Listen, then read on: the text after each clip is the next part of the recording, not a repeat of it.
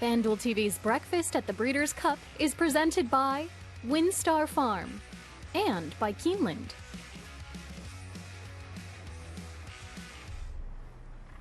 So far, every horse that has taken on Flightline has felt nothing but his jet wash. And we're going to get a good look up close this morning here on Breakfast at the Breeders' Cup. We'll also get a look at his competition. Life is Good is expected to take the lead in the Longines Breeders' Cup Classic, but can he hold off the amazing Flightline? Then there is the amazing Nest. She has dominated the 3-year-old filly division, but now can she step up against her barn buddy Malathot and take the Longines Breeders' Cup distaff? 3 of the major stars that you'll see here on Breakfast at the Breeders' Cup.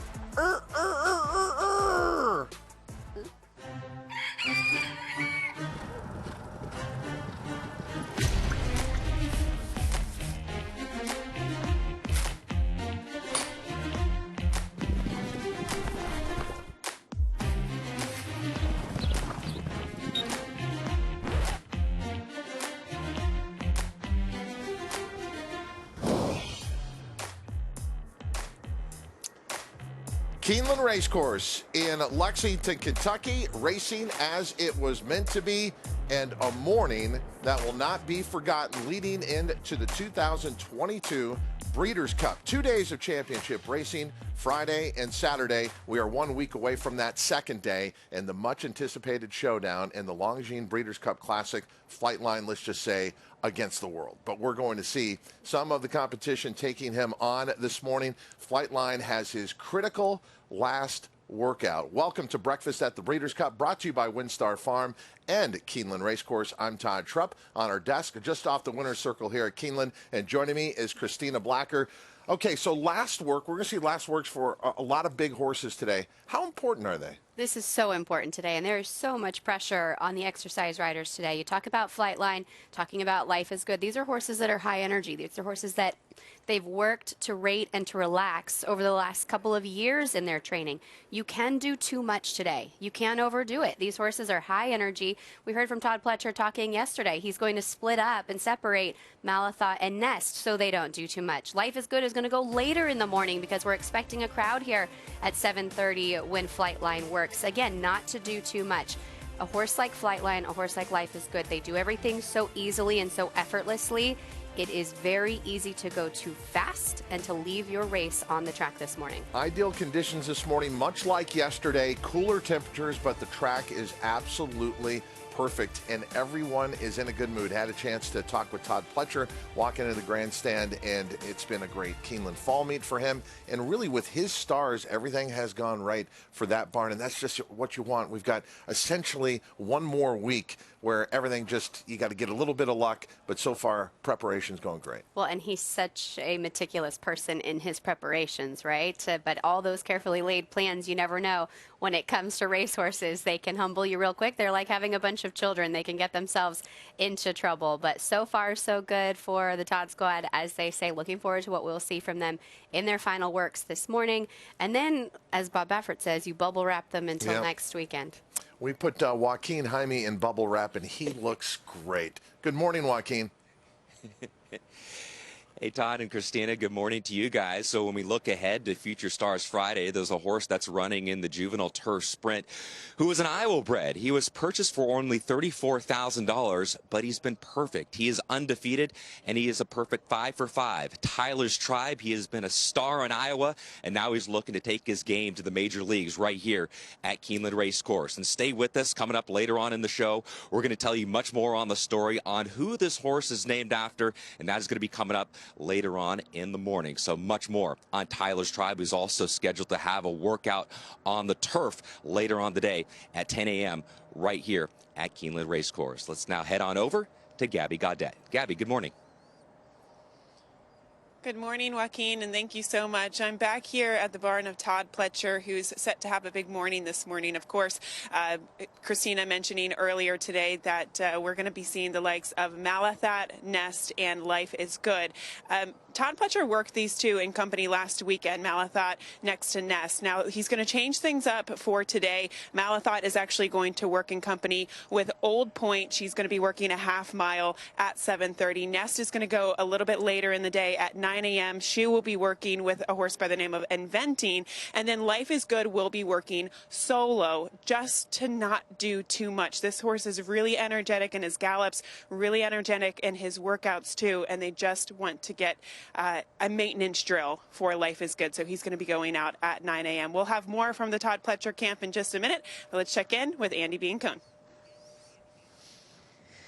Gabby, of course, we've got the Todd squad locked and loaded for a lot of workers this morning, but I'm especially looking forward to Life is Good at 9 because this is going to be his final breeze ever. We will catch up with exercise rider and assistant trainer Amelia Green. She's been with this horse every step of the way, so of course there's a lot of pressure leading up to this morning, but it's also going to be very emotional. Also, of course, going to see Flightline. I've got mints in my pocket. Cinch and I are locked and loaded, and we are ready to start the day. Let's check in with Kaiten at Churchill. Andy, a lot has already gone on. We're getting ready for the break here for renovations, and after that at 7:30, expecting to see Casa Creed with his Breeders' Cup tune-up. But every day starts like Groundhog Day with a team of Brad Cox workers prepping for the Breeders' Cup. Cyberknife was the first to hit the racetrack, and shortly after that, Lady Rocket put in her final Breeders' Cup tune-up. We're going to check in with Brad Cox and get more on those workouts, but before we do, an update on the exercise rider for Cyberknife, who was involved in a training mishap yesterday. She is in the hospital and had surgery. Katie Talbert was operated on for a fractured femur. They stabilized it with a rod, and she is resting and recovering nearby, and very sad to be missing all the excitement of Breeders' Cup and Cyberknife. But don't fear, she was actually up this morning asking for video of Cyberknife's workout. So she's still tuned in to all that's happening here, as we will be going forward, guys.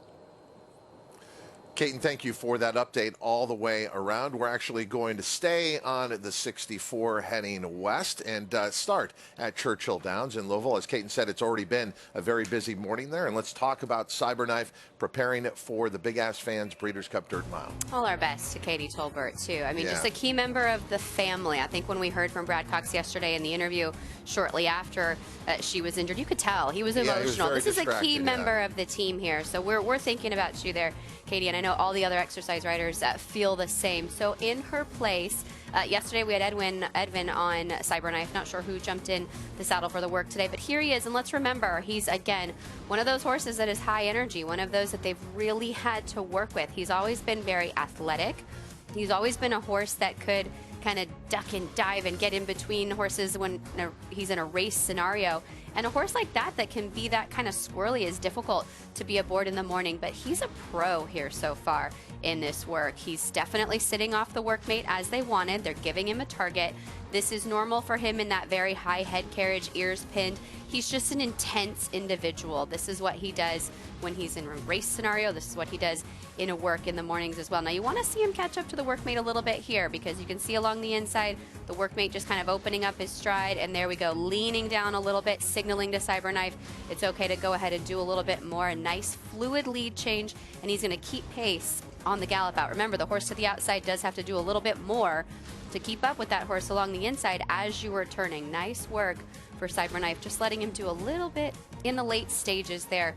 Much of the same from him, and that's a good thing. Cyberknife, the son of Gun Runner. His signature win this year was in the TVG.com Haskell, but after that, he got beat pretty soundly in the Travers by Epicenter and then Taba in the Pennsylvania Derby. Those two will be headed to the Longines Breeders' Cup Classic, but Cyberknife looking to be a force in the Big Ass Fans Breeders' Cup Dirt Mile. One of the first championship races on Saturday will be the Breeders' Cup Filly and Mare Sprint, and getting a look at one of the horses preparing for that moment here right now, taking a look at Lady Rocket.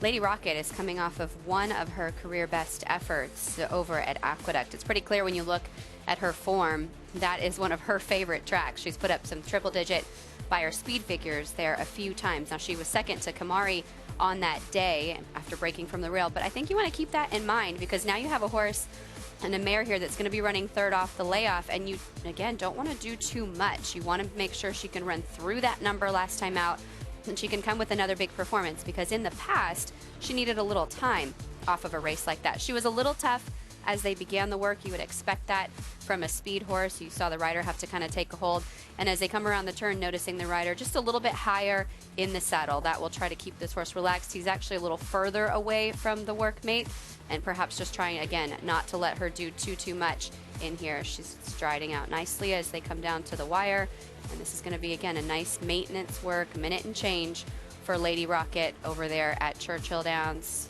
The workmates are really doing a great job of keeping pace, too. Here they go, pick it up as they hit the turn, run through the wire. Simon alluded to that a little bit yesterday and made the very nice analogy of you teach young kids, run through first base, run through the wire. You want to finish up well, and we saw that exactly from both Cyberknife and Lady Rocket today. That analogy spoken like a softball mom. Let's talk. Kate and Bradar talking to the connections. Another day, another Brad Cox interview or horse to talk about. Let's start with Cyberknife. Maintenance drill. How does this contrast to what we've seen in the past from workouts for Cyberknife? Real good move. He's always been a good workhorse, but I thought he worked extremely well this morning outside of Forza de Oro, which is a good workhorse as well. So everything looked really good. Very happy with how he cooled out, got back to the barn, wasn't drinking much. Wasn't blowing hard or anything, so I like what we saw from him. Right, let's talk a little about the decision. He's cross-entered for the Classic as well as the Dirt Mile. He hasn't run shorter than 1 1/16 since he was a maiden. Is the fact that the race is at Keeneland, and is around 2 turns and runs closer to 1 70 part of what went into the decision to maybe make that the focal point? I believe so. I think going 2-turn mile probably suits him a little bit better than a 1-turn mile, but we'll see. I think it gives him the best opportunity to win a race, honestly. I mean, just obviously the Classic is obviously a super deep, tough field, so I think right now it's the best decision in regards to getting him to the winner's circle. Any concern about a lack of pace, or for him at least, coming out of those longer distance races like the Travers?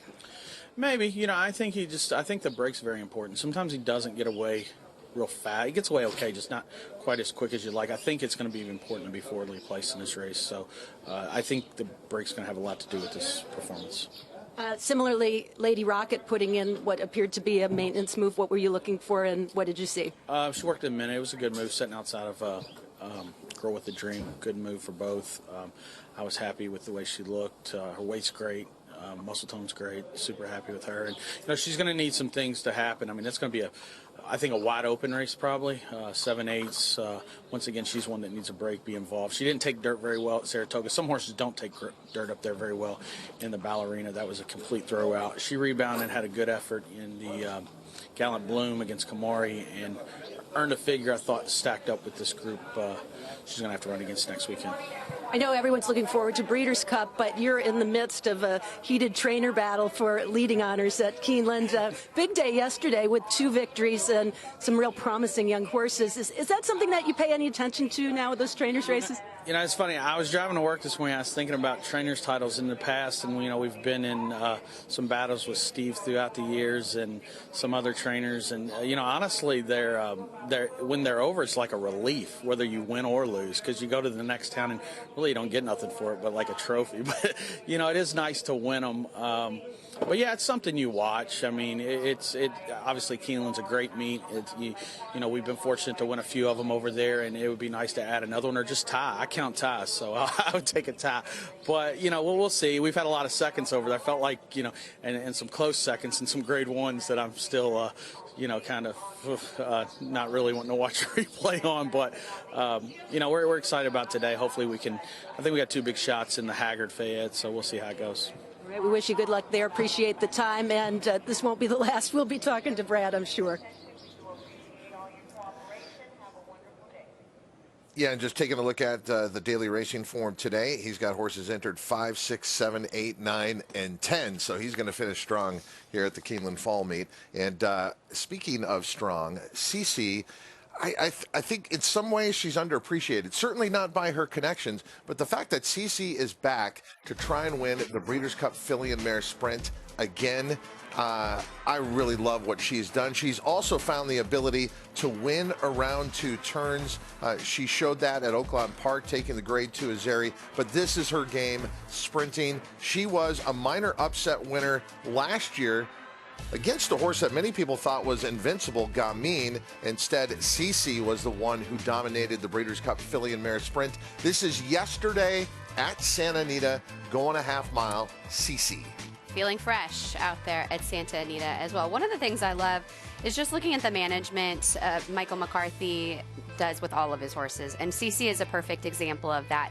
Last year, she went to the Princess Rooney. That's the win and you're in. He secured her a spot in the Breeders' Cup Filly and Mare Sprint. And then to this year, he's followed that exact same path from the Princess Rooney to the Ballerina to the Chillingsworth. A nice, easy race for her, frankly, last time out when she was a winner by 2 1/4 lengths. That's the kind of race you want coming in as she's going to try and defend her title. Now, she settles well in this work after kind of leaving from the pole. A little bit tough for the rider. She's right there on the bridle in his hands. He's got a good tight hold. Jumps her lead a little bit, but I've seen her do that a few times in the past. She just kind of throws her weight pretty hard when she does go to switch. That's her. That's pretty normal. But you heard from Brad Cox talking about kind of muscle tone. Same for this filly and this mare from Michael McCarthy's barn. Good and muscled out. She's the picture of health. The way you see Todd Pletcher's horses have that real shiny coat, that's really been transferred on to the care and the daily routine in Michael McCarthy's barn as well. She's shiny out there. She looks like she's doing well. And the rider is asking her for a strong gallop out. He gave her a few taps on the shoulder. Look, she's 5 years old now. She knows the drill. She knows when the work is over, and she just might be one of those that needs a little bit of encouragement to keep on going. Keeps pace. Nice, good time for her. Good final work for Cece yesterday.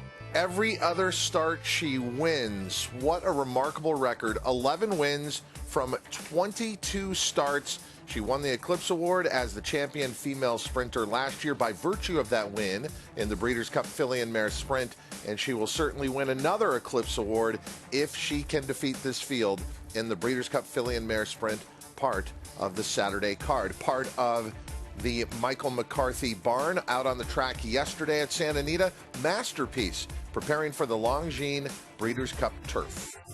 Here's a much different individual. Now we're talking about a horse that's going to be going the marathon distance on the turf course here. But you'll notice he's a bigger, thicker type, this son of Master Craftsman. He's out of a Proud Citizen mare, so maybe that's where he gets a little bit of that kind of muscle tone and definition. Good hold from the rider. We are not permitted to work on the turf course at Santa Anita very often, so this is something that he's probably not used to. Gotta love the reach on this horse too. Look at him just throwing those front feet out there, taking big strides and just gobbling up the ground.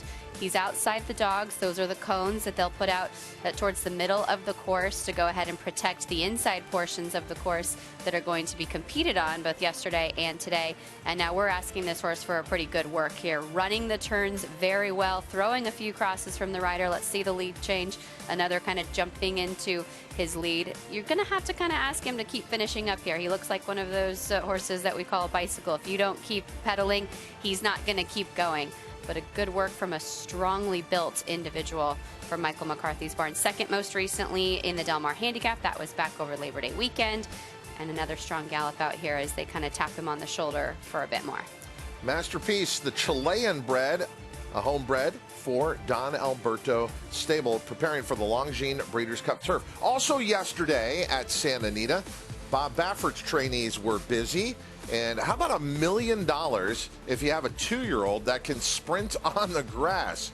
Yes, part of Future Stars Friday is the Breeders' Cup Juvenile Turf Sprint. And taking a look at Speedboat Beach, who is all that and more. All he did in his career debut was set the track record for 5.5 furlongs on the dirt at Del Mar, and then backed it up with a win on the grass. Yeah, and one of the highest 2-year-old Beyer speed figures that we had seen at that point, a 104 Beyer speed figure for that September 10th effort on the main track. Then they switched him to the turf course for the Speakeasy. true to his name, he's fast. This is a fast individual, and I think the surface switch was more about Bob Baffert knowing that he can be quick enough and handy enough to compete on the turf course. Now, we're on the training track here, so you can see we're inside of the turf course at Santa Anita. A lot of turf horses do work on the training track.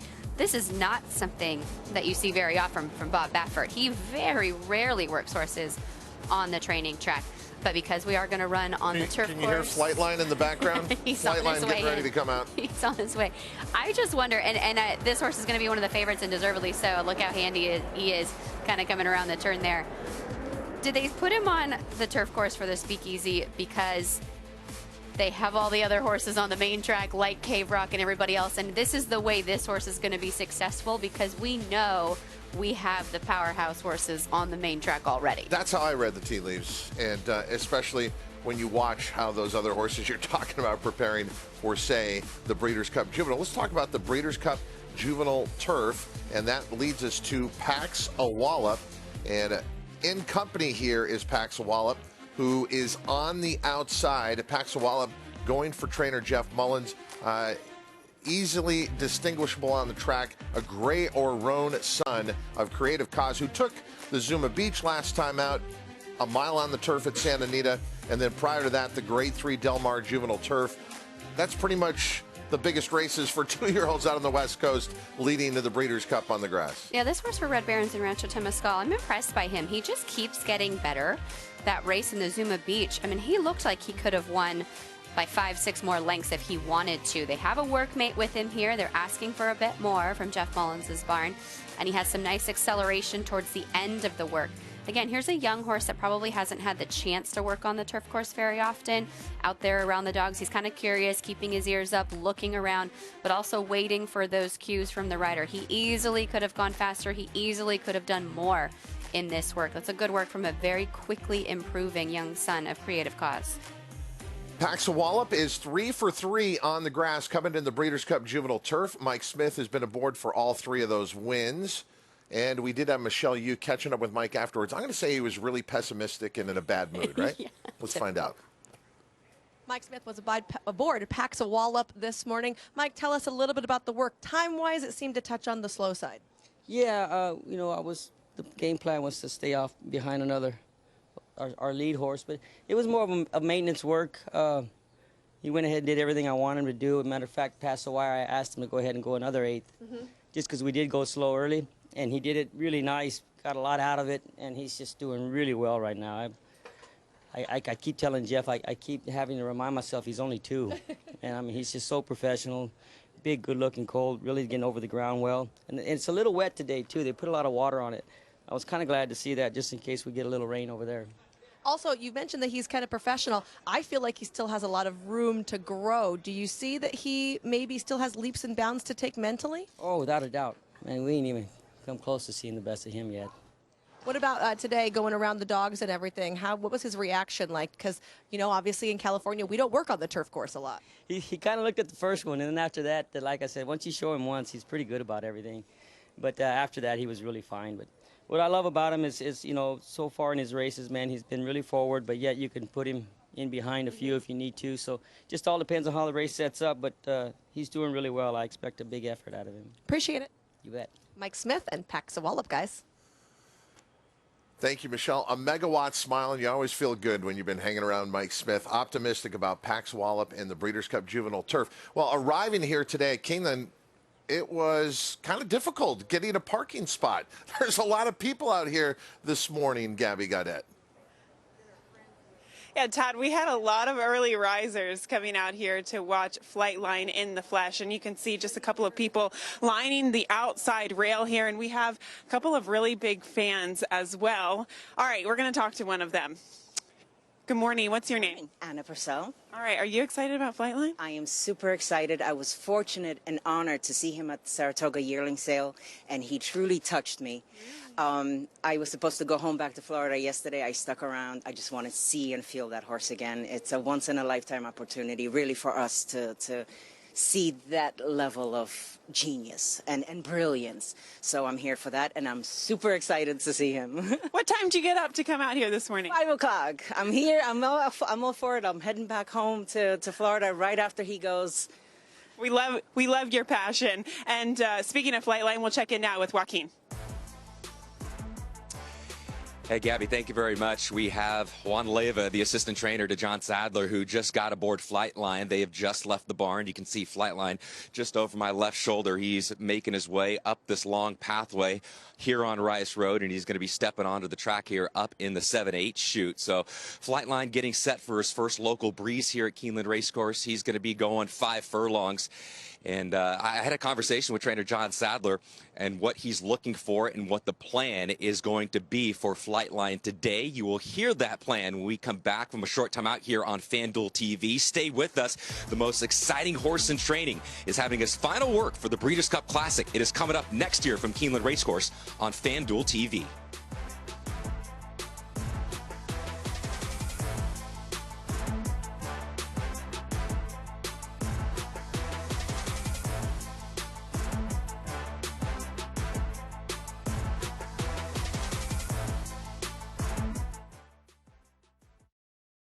When the thoroughbred world descends upon Lexington this November, there is one place you need to be.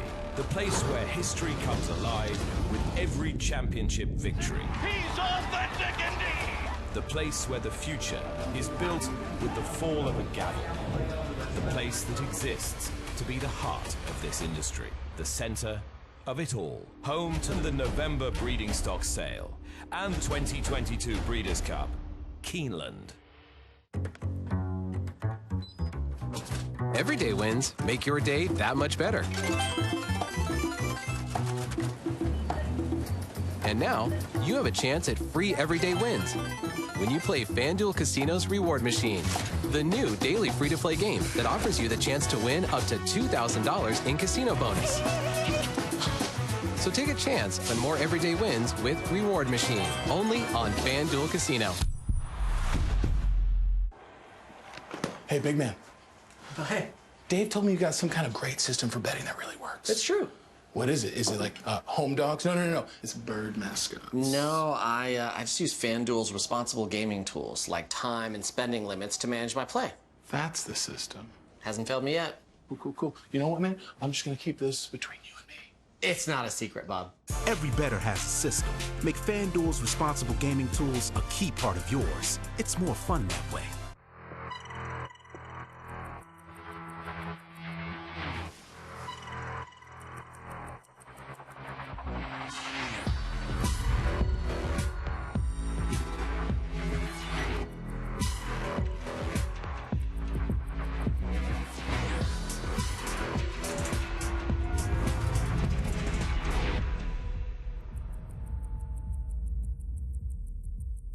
Longines.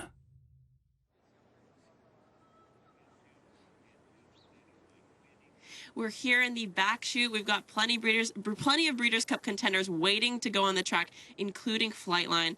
He's about 50 yards away from me right now. I don't want to lose connection of the mic if I go down that hill, but he is just looks so relaxed. I mean, sometimes these horses can get a little bit geared up when they're waiting for a work. They know they're about to breeze. They get excited, but he's just taking everything in as calm as can be. He knows he's working. He's a smart horse, but it's not fazing him at all. He's just looking super happy, ears pricked, looking at the track, watching the tractors go around. And that's really what smart horses do. They watch, they observe, they take in their surroundings, and he just looks fantastic. We'll be checking in with him as soon as he walks onto the track.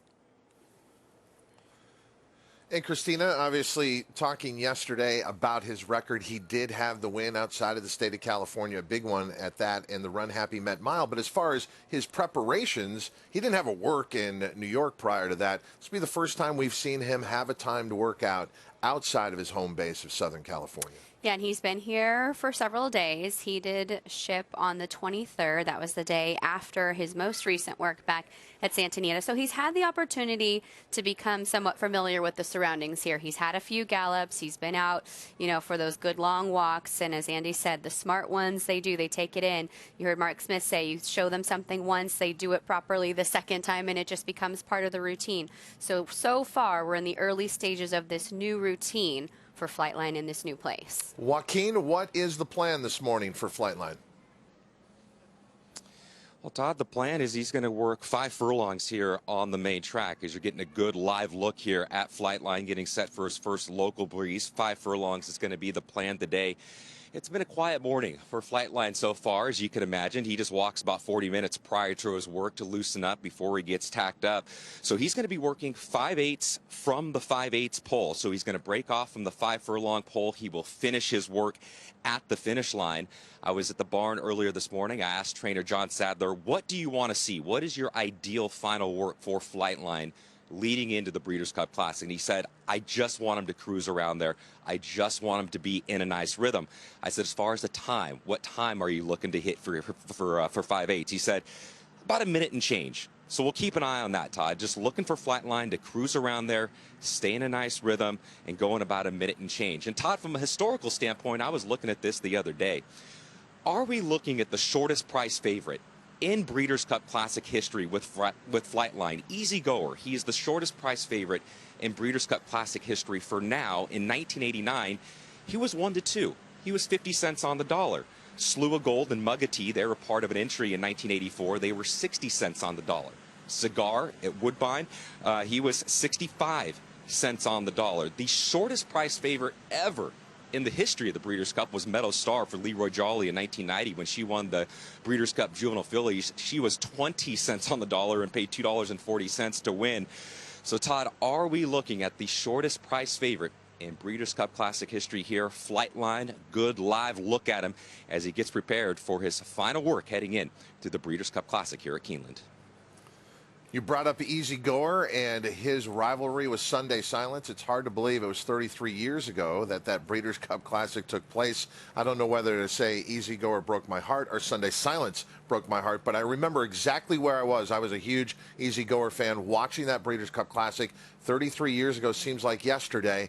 And we have a horse and a matchup in this year's Breeders' Cup Classic that could be remembered all time. And it says something. Remember, we're sitting here at 7:30 local time, and all these people have gathered. There's Billy Strauss right there of Hot Rod Charlie. He's in from California. Out in the competition. Yeah, with the glasses on. Going to be seeing you later tonight, Billy. We're going out for dinner. And they love how Hot Rod Charlie is training. But they know, even if their horse runs their best race, it most likely wouldn't be good enough to match Flightline if he runs his best race. But I just love the reverence for the competition. People are trying to beat Flightline, but they appreciate what they're trying to accomplish here. You know, when we're in this game and participants in this game, you're fans of horses. You're a fan of horse racing. And so for that reason, you can appreciate and you can really admire the brilliance of a horse like Flightline. And it just makes me think back to the Breeders' Cup Classic when Zenyatta won, and that euphoric moment for any one of us that were lucky enough to be there on site. Even people who had horses in that race, you couldn't help but enjoy her victory and feel that collective joy of everyone in the stadium cheering for the same horse. I think we might have that type of moment again, and that's a really exciting thing. I think everybody who's going to be in person here on Saturday to watch Flightline, of course, if you have a horse in the race, you want to win it, but you want to see the brilliance. You want to say, I was there. You want to be one of those people that was there when American Pharoah won the Triple Crown and remembers how that made you feel, that moment in sports. Any other sporting event, if you're watching the World Series last night, you're cheering for one team or the other. There's always a divide. In horse racing, there's a way for everybody to be on board for the same horse, even when you lose.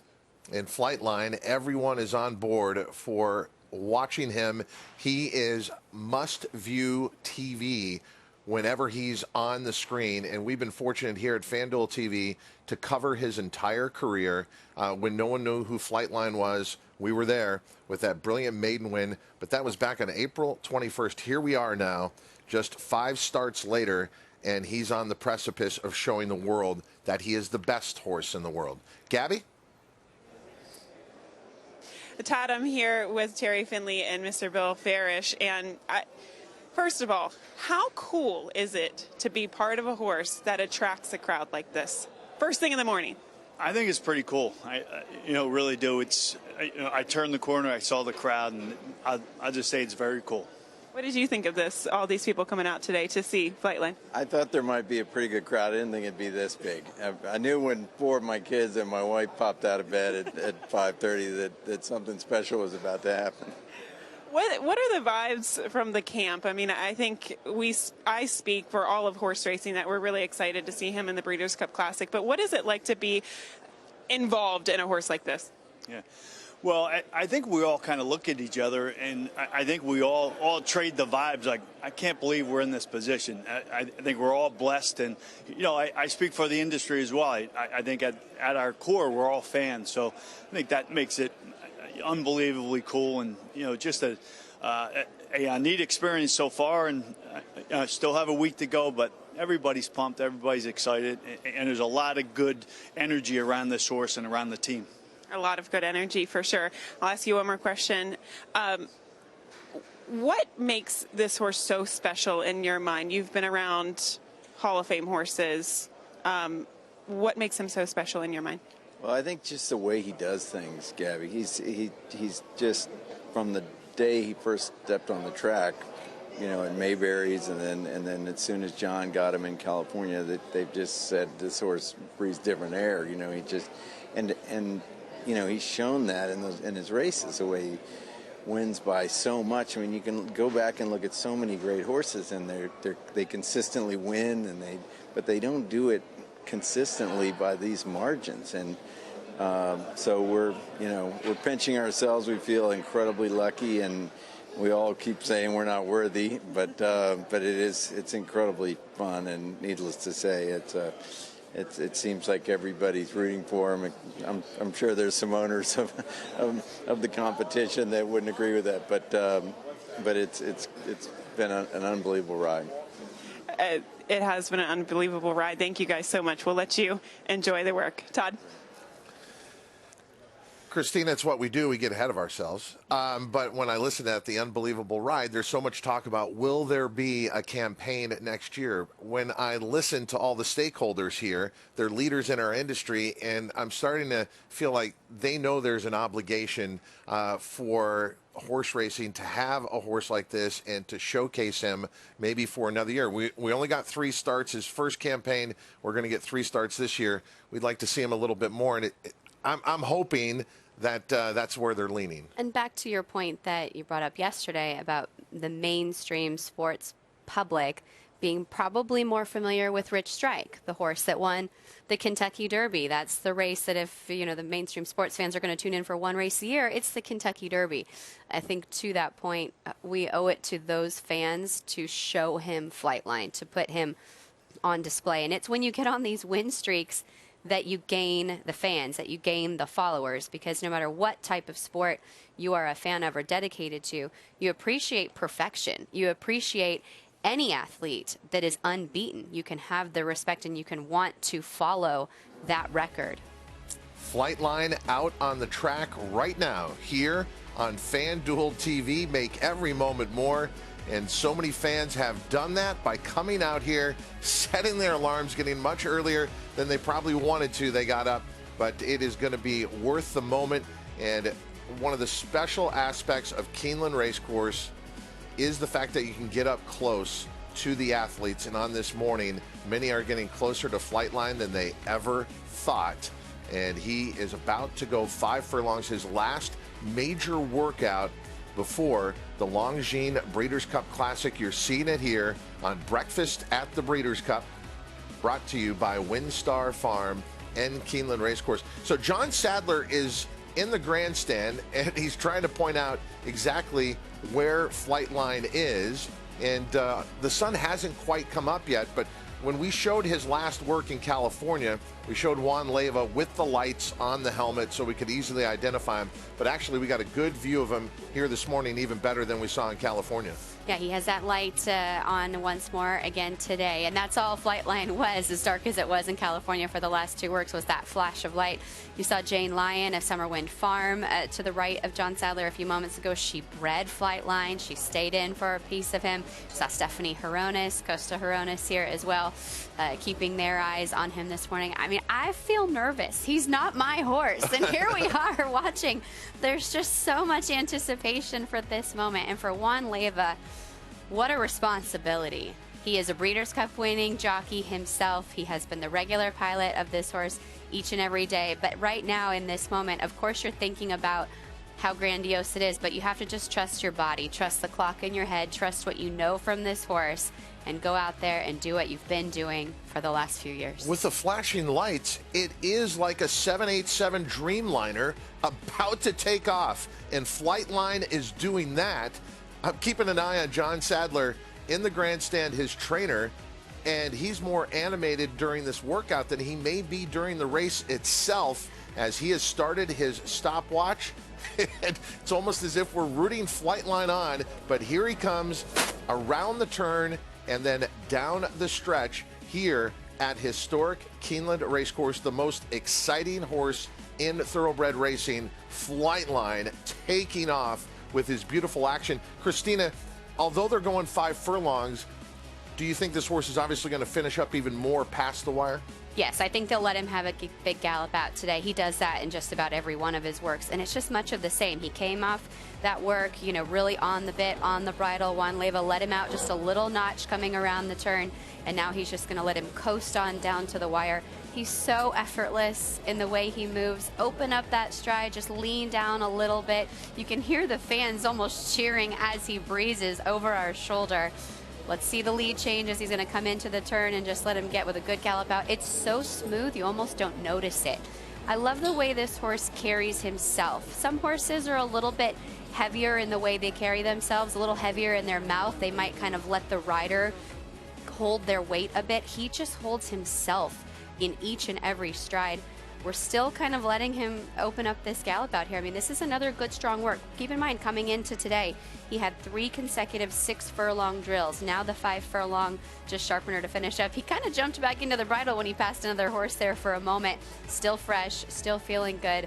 Perfectly executed from Juan Leyva. No traffic trouble. Remember all the drama with Latruska last year?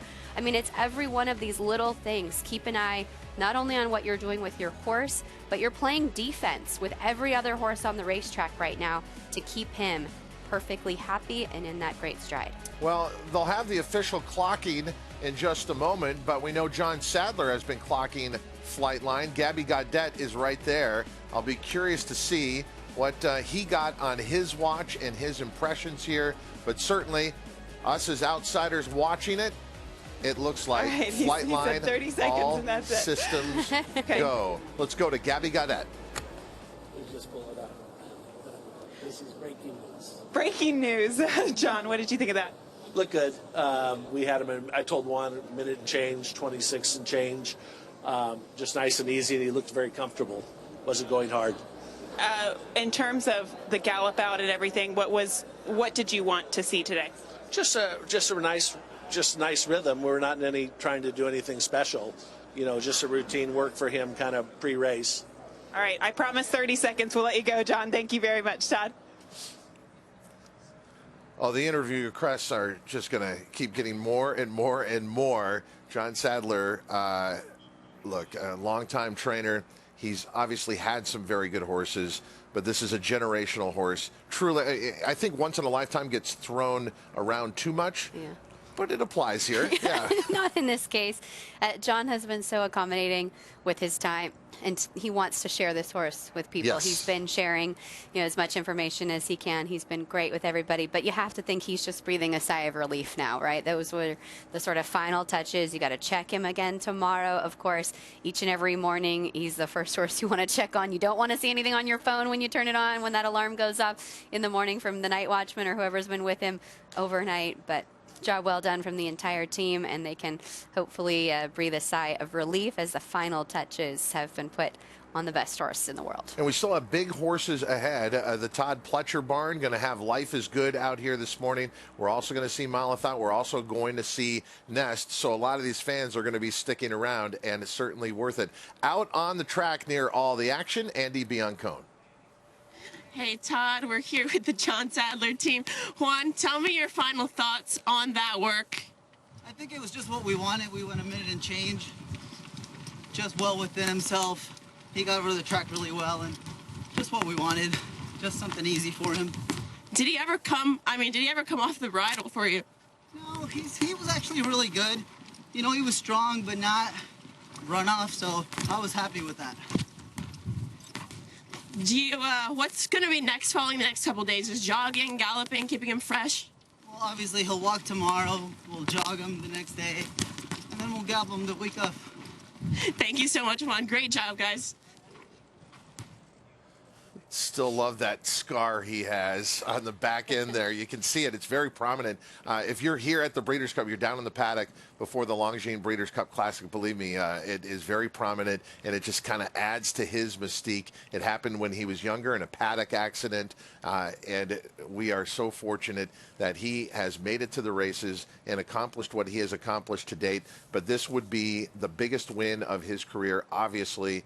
And this championship moment on Saturday, the highlight to 14 championship races. It is the Longines Breeders' Cup Classic and Flightline. Okay, back to other divisions. Malathot has to beat her stablemate in the Longines Breeders' Cup Distaff. That is Nest.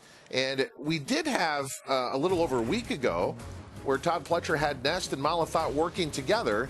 And then in talking to him yesterday, if you followed us on Breakfast at the Breeders' Cup, he said, not going to do that this time around. Yeah, so she's still in company here, and Malathot is on the outside of this teamwork.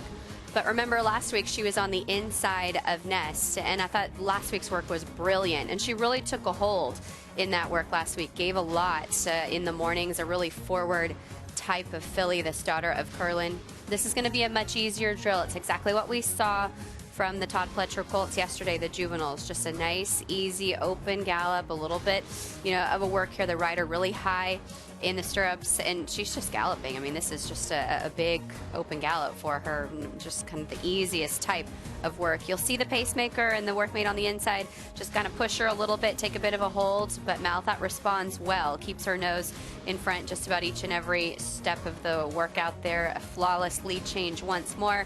A good gallop out will run right through the turn as they do for Todd Pletcher. It's like a machine, right? The way that everything happens in his barn, just to perfection. The work riders, the exercise riders doing exactly what they are supposed to do. And they continue with a good gallop out actually all the way around the turn with Malathot here. Remember, she's got plenty of stamina. Curlin out of the AP Indy Mare Dreaming of Julia off that big win in the Spinster. She is 3 for 3 here at Keeneland, and perhaps her biggest competition is her stablemate Nest, but another great work. I thought last week she was a little bit stronger, but that's what you wanted. The work two back, you want to see more, you want to see a little bit more energy. That's what they were asking for.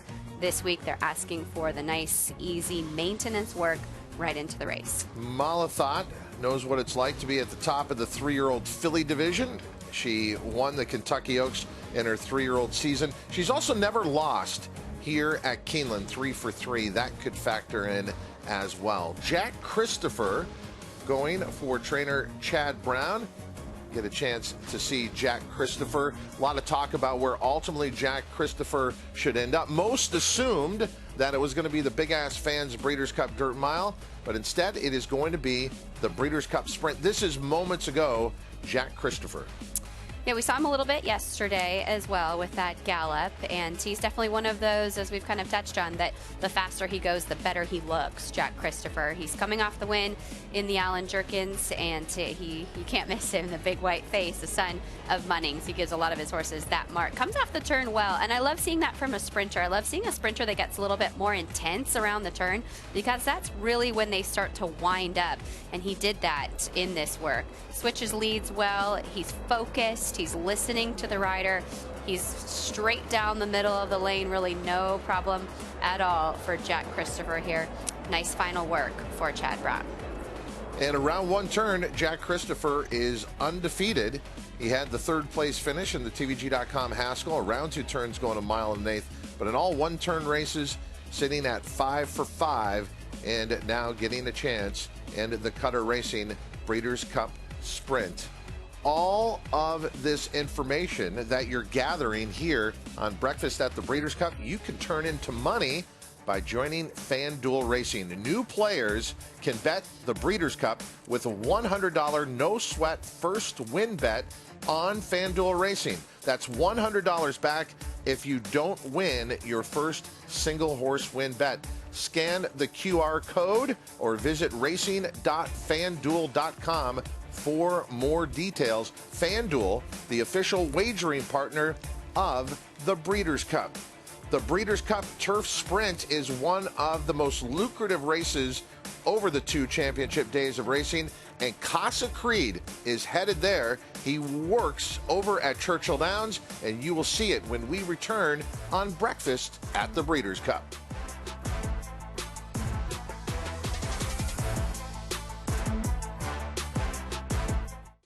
It's time to bet the race, and FanDuel Racing has entered the starting gate. Download the FanDuel Racing app, and you're off.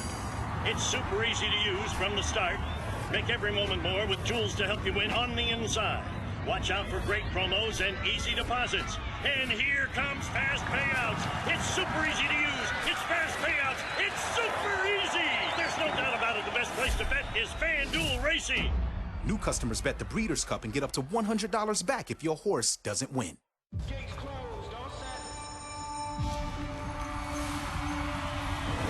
At Calumet Farm, we're proud to offer proven stallions to fit every breeder's needs. With over 72 million in progeny winnings on dirt and turf, our diverse roster is producing the champions of today and tomorrow.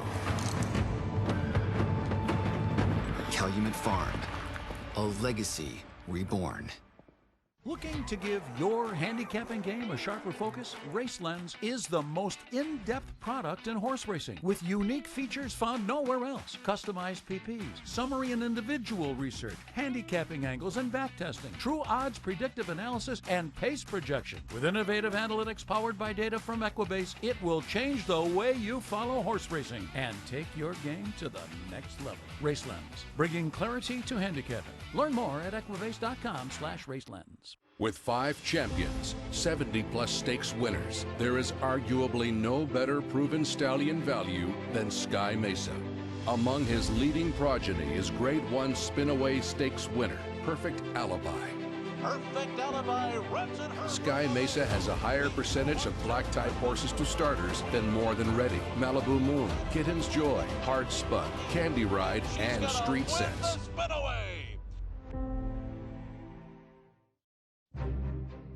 This is a Kentucky Thoroughbred.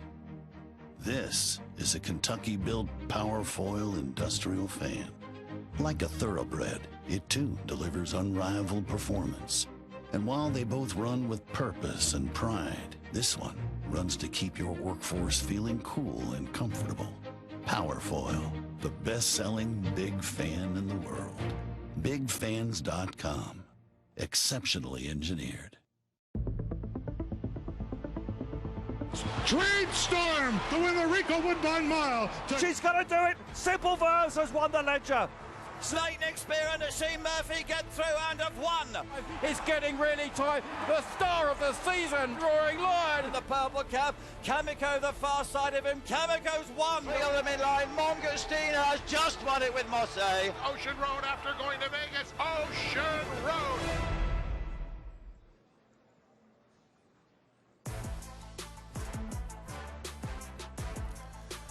We're soliciting your opinions about the Breeders' Cup on social media, checking in. Sharp as Attack had one thing to convey to his rivals. That's pretty clever. Chain of Love arrived at Keeneland last night for the Filly and Mare Sprint. It was a long drive. Great job by Kate Hunter. She really helps recruit those Japanese horses, a breakthrough year last year. Lava Man in the Sunrise. Enjoy this because I don't think this has gotten enough play. Lava Man's career at the racetrack going to be done? Oh, I'm getting emotional thinking about it, but he's going to Old Friends. He will be spoiled for the rest of his years, as he already has been. Such a special horse that we've had the chance to see. Is that Andy? Yeah, that is great work, and we love the pony horses. I've learned so much about the great pony horses, and we thank everyone who's helped us out with getting Andy Biancone out on the track and in the action. And there's Flightline in the afternoon. We saw him here in the morning, and this is a live look at Flightline returning to the barn. Well, you love to see that, too. Look at the energy. Look, he's just full of himself. Coming off of work that we all saw just a few moments ago. What an effort in the morning. Final touches again on Flightline, but you like to see him go back with that little pep in his step. The work certainly didn't take anything out of him. You didn't do too much, which again was the kind of one concern and danger for today. Brilliant job once more from Juan Leiva. And I love seeing the affection he's been giving the horse, too. A lot of pats, a lot of love, a lot of adoration from the rider, and they're so connected, those two. Flightline, knowing that he did something good, he's going to be rewarded for that, but he's got something great ahead, the Longines Breeders' Cup Classic. Let's look at another division. We are very proud here at FanDuel TV to be the exclusive spot where you can watch the Breeders' Cup Turf Sprint. In fact, the first two Breeders' Cup Championship races on Saturday, you will only see on FanDuel TV. And here's a look at one of the horses getting ready for the Breeders' Cup Turf Sprint. This is Casa Creed earlier today over at Churchill Downs. We followed this horse very closely. We know Lee Einsiedler is a great friend to racing, great friend to TVG. He's given a lot to the Permanently Disabled Jockeys Fund. Hope all that comes back to him here in the Breeders' Cup Turf Sprint. But it's been a dilemma with this horse. Casa Creed, back-to-back wins in the Jaipur, going 7 furlongs. And then he also got a big win going a mile in the Grade 1 4-Star Dave. So what is his best distance? They decided not to come back at a mile on the turf in the Breeders' Cup, but instead turn back to the 5.5 furlongs here in the Breeders' Cup Turf Sprint. He's right in between, isn't he? And like down the hill at Santa Anita next year. Such a hard horse to place because of that. But he's so talented, and he's also just such a refined individual, too. I mean, he's just a beautiful horse to look at out there in any form, whether he's galloping, whether he's jogging, whether he's working. Love the way he's hitting the ground. You can see that little turfy action, and he's settled now for the rider. Kind of had his mouth open there, really grabbed that bit and was hanging a bit in the early stages. He's strong, but as you are going to cut him back in distance, I think that's a good thing. You want a horse to be sharp if you are going to be cutting them back in distance, and he's going to have those sprinters to run down. Settled in well to this work. He's along the inside. He's taking pressure. That's always the more difficult position to be in when you're in a company work, along the inside versus the outside in terms of pressure applied from the workmate. Easily outdoes his workmate, which I'm sure is what they expected here today, and a good final work for Casa Creed. Been quite a year for Casa Creed. He traveled overseas to Saudi Arabia and then to the United Arab Emirates, came back to the United States, defended his title in the Grade 1 Jaipur, then that win around 2 turns in the Grade 1 4-Star Dave. It would be quite something if he pulled off the win in the Breeders' Cup Turf Sprint, really bolstering his resume overall, and it's really good. $1.7 million lifetime earner, son of Jimmy Creed. Jackie's Warrior will be sprinting, but on the main track, and it was last year that Aloha West pulled off the upset. Can Jackie's Warrior come back and make amends as the favorite this year? The Breeders' Cup is the only event that hasn't been kind to him, Jackie's Warrior. I mean, this is, you know, difficult because he's a horse that is so brilliant, but the Breeders' Cup has been his undoing in his 2 attempts at the Breeders' Cup. 6th in the sprint last year. There was a lot of talk of whether or not he would get the 2 turns when he was a juvenile. He's definitely a sprinter. We know that now, and he's just such a well put together horse. I had a chance to take a look at him schooling yesterday. I got very lucky in that when I was walking around the paddock, that happened to be when he was schooling. I mean, he is just muscle on muscle. He's so well balanced. He's so strong the way he's put together, and just kind of a little bit of an easy gallop. He's going to come back down to the jog here right now for Steve Asmussen. I've noticed over the last couple years, just listening to interviews from Steve Asmussen, how focused he is on a horse's mental frame of mind and how much he trains not only the physical nature of his horses, but he trains them mentally. And he's not always one that's he's always looking down the line. He's always looking towards the campaign. And I think maybe in years past it was more about what's next, what's right now. He has these horses that he's cultivated these brilliant campaigns for, and Jackie's Warrior is one of them. The durability that we've seen, he's 12 for 17 lifetime, and he just seems to be getting better and better. His speed figures are improving again this time of year, which is exactly what you want to see from him coming into the Breeders' Cup. I think one of the best modern sprinters we have seen is Matoli, so Steve Asmussen knows what a great sprinter is. Jackie's Warrior has to break through in the Breeders' Cup Sprint if he even wants to be mentioned with a horse like Matoli, but he is expected to be the favorite in the sprint. Jackie's Warrior out on the track here at Keeneland. We'll be back with more stars from Thoroughbred Racing here in Lexington, Kentucky on Breakfast at the Breeders' Cup.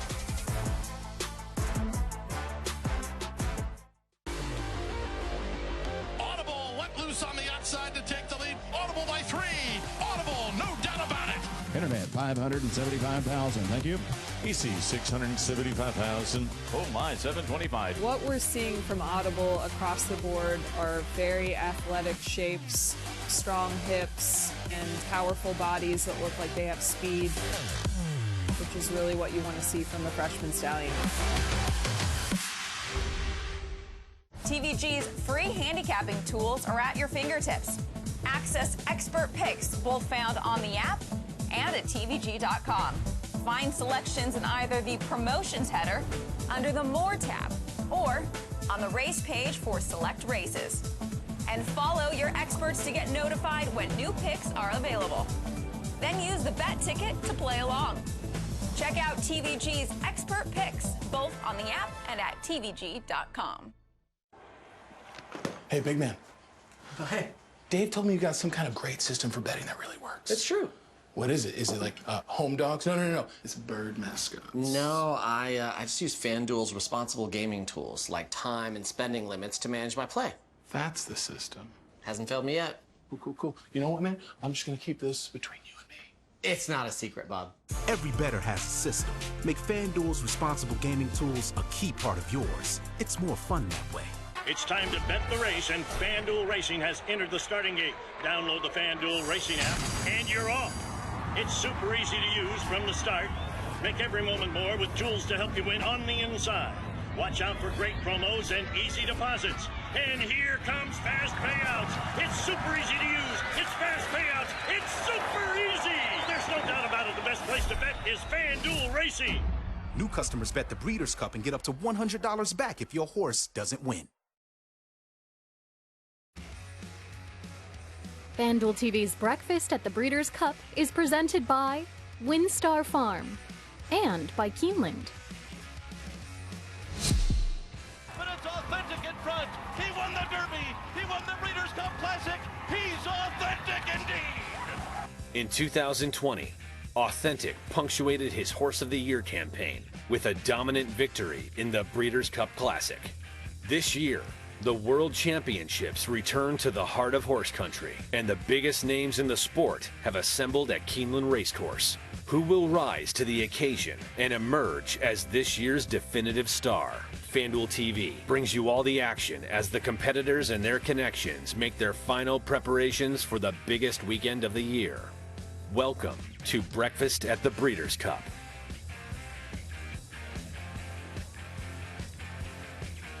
And welcome to the city of Lexington, Kentucky. Main Street and Broadway come together with many of the great restaurants down there. And just across the street, you will find Rupp Arena, where the Cats play, and a lot of good concerts there. And as you walk around Lexington, you start to see the cultural aspects with many great murals around. There is so much to see and do in this city, and a lot of people gravitate towards Thoroughbred Park and take pictures with those horses that are there.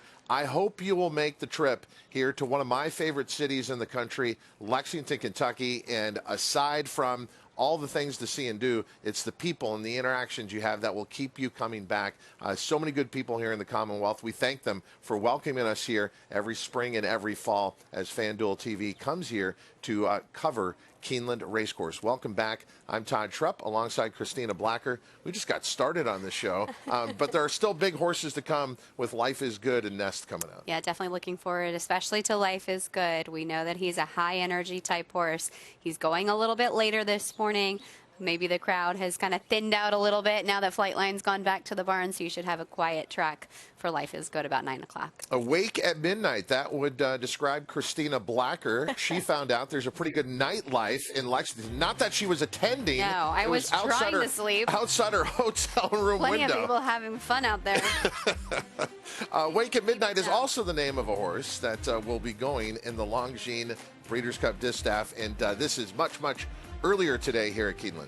Yeah, she's the second horse here. Has a target for this work from the Doug O'Neill barn. Daughter of Nyquist. She's just 3 years old.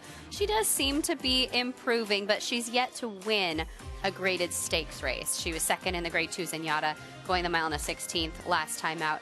To me, Todd, on paper, you can see she just has some catching up to do with the sort of heavy hitters of this division. But all of that being said, Doug O'Neill has certainly surprised at a price in the past in the Breeders' Cup. Merrifield would be a name that comes to mind. Nice work for her here. She catches the workmate pretty easily. We're a little late on this lead change. Let's see if the rider ever really pushes her for it.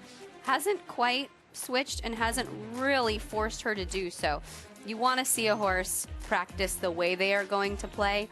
To me, you want to really ask a horse for those lead changes because that's how they need to shift their weight in a race scenario to get their best. Eventually she does. Let's see if we're going to go back to the left lead now for the turn.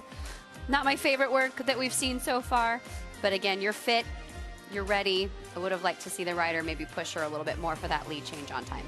Awake at Midnight. She's yet to win a graded stakes race, so this would be a shocking upset if she were to win the Grade 1 Longines Breeders' Cup Distaff. Daughter Nyquist out of the Union Rags mare Midnight Union, bred by 40 Oaks here in the Commonwealth of Kentucky. Looking to a much different division here. This is Vegas Magic, a daughter of Good Magic, who will go in the juvenile fillies. Also from the Doug O'Neill barn, she's yet to go 2 turns to this point, but as I mentioned yesterday on the show, from those numbers and the statistics that we're seeing from Good Magic, a lot of his horses really move up in a big way around 2 turns. So you're banking on that with her.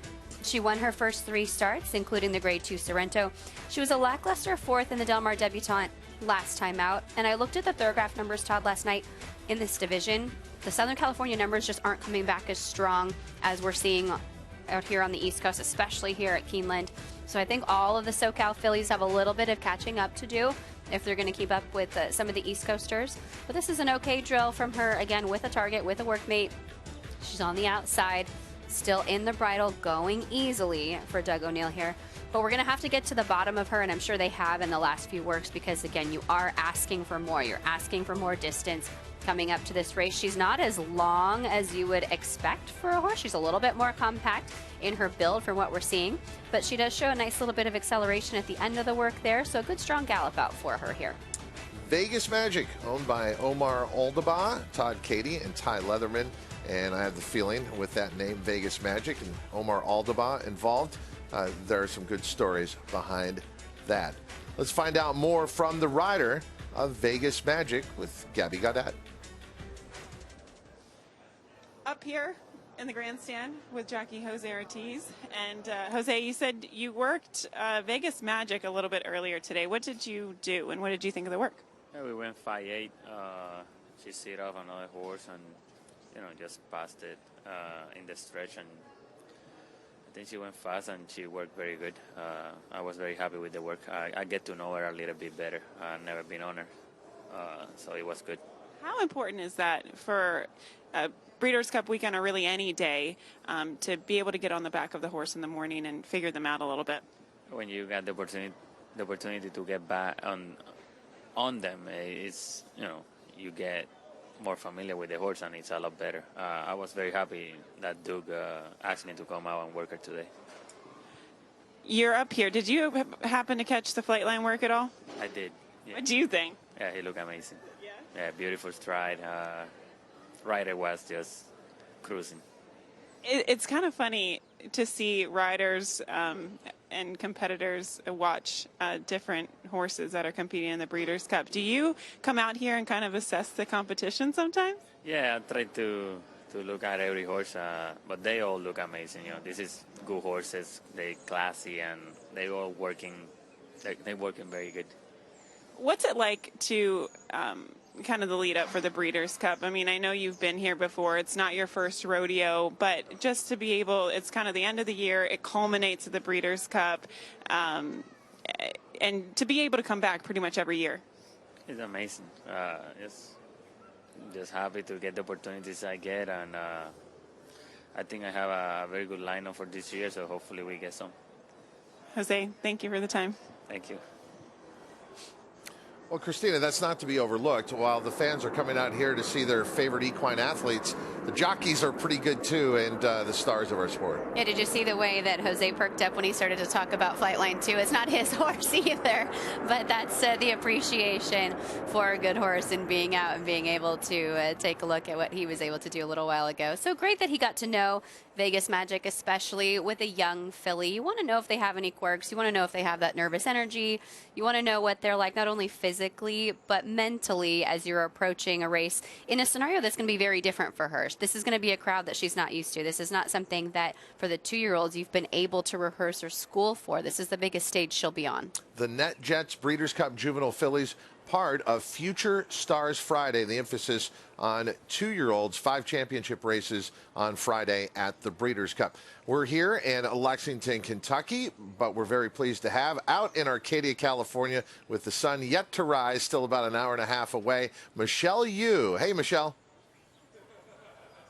Good morning, Todd. Over here at the barn of trainer Bob Baffert, he's going to be sending out most of his contingent today for their final paces. So every single break that we have here will have a Baffert worker that will be able to bring you guys. So really looking forward to that. And Taiba will kick off the action as he points towards the Breeders' Cup Classic. In addition, we are also going to be having the barn of Phil Diamato work in preparation for all of their turf starts. They will be working on the training track here. So we're looking for that around 7:15 West Coast time. Also, if they haven't brought them to you yet, we've got some great works from yesterday still to come for you guys. And, of course, we're going to be walking around, checking in on the horses that we can and seeing what everybody's packed and if they might need to put something special in their suitcases. Meanwhile, if there's anybody you guys want to see at home, shoot a tweet over so we can go track them down, find them, and maybe give them a nice little boop on the nose, Todd. That's the real metaverse. That's truly interactive. She'll go find for you. I'm sure a lot of people would be sending in Flightline if they had their request here at Keeneland. And this is one of the time-honored traditions in our sport, showing a horse getting a bath. Where's Jay Privman when we need to? Yeah. He loves the bath shot, right? That's Jay. always the joke on Twitter, and I'm sure that Barbara Livingston will be over there getting the perfect bath shot with Flightline. It's cold. It's chilly, so we'll see what they do. They might just sponge him down here, too. You got to keep that in mind when it's this cold, what they're going to decide to do, and just to kind of keep him fresh, keep him happy, keep his temperature regulated. Of course, he would have worked up a little bit of heat as he was out there for his breeze, but he never got lathered up. He never really got very hot this morning as it's chilly, and these circumstances a little different from what he's used to out there on the West Coast. You can see his security detail there as well in the background. All of the Breeders' Cup horses will have security. There's so many different checks and balances in line right now. So many logs that are kept. The surveillance cameras are there. We heard from Dr. Stuart Brown yesterday. And especially with a horse like this, I mean, you wouldn't be surprised if they had hired maybe their own security as well, just to kind of keep a double and a triple check and another set of eyes on Flightline. Joaquin, you were there when he went to the track. You're now there as he arrives back at the barn. Yeah, Todd, I'm here along with about 50 other people back at John Sadler's barn as Flightline is just getting a bath over my left shoulder. But another historical context I was thinking about the other day, Todd, with Flightline, if he wins the Breeders' Cup Classic, that is going to be his third start in what would be a Horse of the Year campaign. He won the Met Mile, he won the TVG Pacific Classic, and then he would win the Breeders' Cup Classic, and then he would be named Horse of the Year. So that got me thinking, what is the least amount of starts in a Horse of the Year campaign? So I started digging through at least the Breeders' Cup era, 1984 to 2021. There's quite a few horses that have 6 starts, horses like Bricks and Mortar, Justify, Gunrunner, Wise Dan, Zenyatta, St. Liam, all those horses had 6 starts in their Horse of the Year campaign. Back in 2006, Invasor, he had 5 starts in the U.S., but only, or 5 starts total, 4 of them were in the U.S. But the closest thing you're going to find, Todd, is Go Sapper, who maybe a lot of people are comparing this horse to Go Sapper for Bobby Frankel in 2004. He was a perfect 4 for 4 in his Horse of the Year campaign back in 2004. So, Todd, this would be something that we have never seen before, a Horse of the Year campaign with 3 races for a horse that is based in the U.S. As you get a good look here of Flightline getting his bath back here at Keeneland Racecourse on Rice Road. And Christina, it's fun to watch how the team works so efficiently, everyone knowing their role, and they've done this hundreds of times, obviously, with all the horses in the barn, but being able to watch this process is very insightful. And he's a good horse. He gets, maybe a little bit crabby here and there, but he's standing there quietly. He's, enjoying his bath. Maybe not so much once you get to the face and in between the ears. Some horses get a little funny when you start to try and wash their faces. They don't want water, splashed right in their eyes, just like any of us were when you were young and someone was giving you a bath. How about some of the others out there keeping an eye on, hey, guys, hey, what's going on? This is for the Pletcher Barn. Open them up. Open them up. Nice to see every member of the team. And Michelle showed us a little bit yesterday back at Michael McCarthy's barn as they were preparing to ship, packing everything. This is something that, of course, you can buy certain products, anywhere from the tack shop locally here. But when you're talking about a horse like this and when you're used to the same routine, the same type of soap, the same brushes, you want to bring all of that stuff. You want to have all of his equipment. You want to have all of his people. You want to have his team. He's like a rock star. He's going on the road. You load up the van and you bring everything that he could possibly need for the next week to 10 days just to make sure that you've dotted all your I's and crossed all of your T's. Well, I can already see what's going to be a great Barbara Livingston shot, the steam rising off of sun in the background. Yeah, sun in the Here background. Barbara, can't wait to see your work from what has been a beautiful morning here at Keeneland once again. 2 championship days of racing ahead, Friday, November 4th, Saturday, November 5th. And the biggest star of all is the horse you're looking at here right now in Flightline. His workout going according to plan, 5 furlongs and everything going back to the barn the same as well. And as we pan around here, get to see a little bit more of the media that is focused and is looking at Flightline. And then there is the crowd that just showed up, fans who showed up here for the morning workouts to see the biggest star of the morning. But we do have big horses ahead. Life is Good is going to come out on the racetrack. We're also going to see, and Michelle, you pointing this out at Santa Anita, Taba, one of the horses will be taking on Flightline in the Breeders' Cup Classic. Towards the end of our show, we'll see his live workout out in California. And so it is safe to say, obviously, that it is the deepest field to date that Flightline has faced. Anybody who wants to take him on is welcome. And there are those who have obviously taken on the challenge. That's why they call it horse racing, right? You got to be in it to win it, and anything can happen out there, as we've seen with very heavy favorites in the past. I was thinking a little bit about the distaff last year, and I know that Latruska wasn't the kind of favorite that we're talking about with Flightline. But coming into a race like that, there were some really highly regarded fillies and mares. And then we had a suicidal pace, and the whole race collapsed. I think for anybody else in the Breeders' Cup Classic this year, that's kind of what you're banking on, right? You're hoping that Life is Good is just going to go out there and burn and take it to him, and maybe that Flightline engages. That's your opportunity if you're a horse like Taba or one of the others that wants to try and run those 2 down. So in talking about those scenarios, because the connections of Life is Good have made it clear his past performances, make it clear he's going to the lead. Flightline's going to try and relax off of him, but what if they do all of a sudden take off? Is post position a big thing this year in the Classic? It's not a huge field, but we got the post draw on Monday. Is it a big deal as it relates to these two main horses, Flightline and Life is Good? Well, if you're Flavien Prat, you want to be outside of Life is Good because it's just going to be that much easier to get him to rate and relax. If Flightline draws the rail, for example, that's going to be a difficult position. You don't want to get in a switch. You don't want to end up behind Life is Good and with other horses boxed to your outside because he's clearly going to have a target on his back. Everybody's going to be riding their own horse, but they're also going to be riding against Flavien and Flightline. And I know, Michelle, you have seen Flightline out in California. And have you been impressed with what you've seen this morning? Always impressed with Flightline. He's a consummate professional, and really, it took the Pacific Classic to turn me into a true super horse believer. But Todd, he made me one of those as well.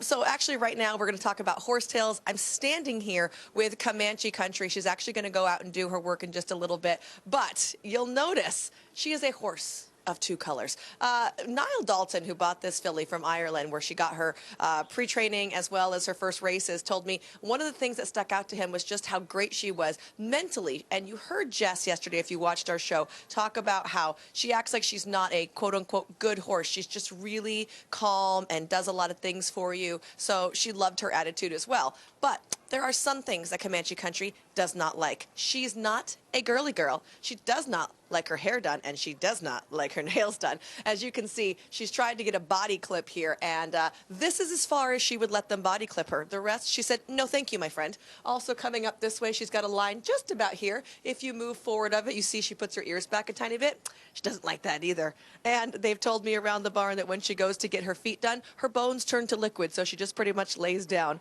on poor old West Champagne, the farrier. So while she is a beast on the racetrack, she needs a couple of mimosas to get her haircuts finished. Michelle, I know you love the champs, and so do I. So I'll sign me up for the mimosas as well. Back here at Keeneland, we got a few horses out on the track, but still waiting for the bigger names to come out, and you will see them here on Breakfast at the Breeders' Cup, brought to you by WinStar Farm and Keeneland Racecourse. More coming up on FanDuel TV right after this.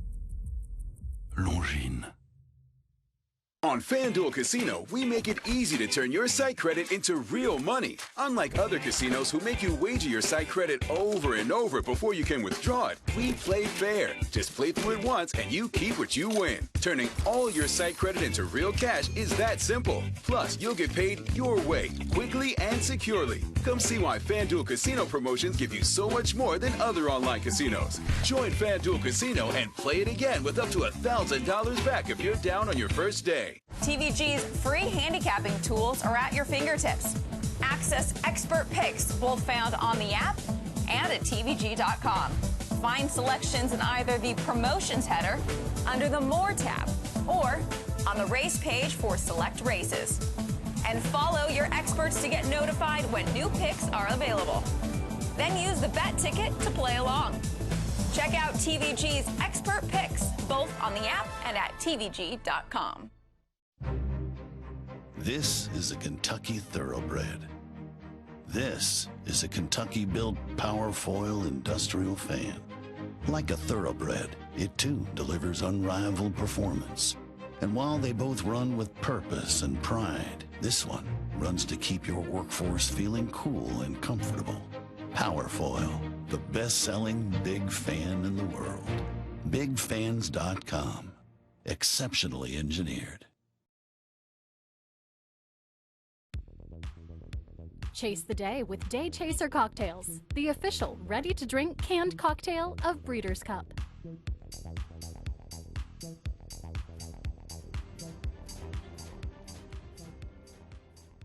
quarters up in 113.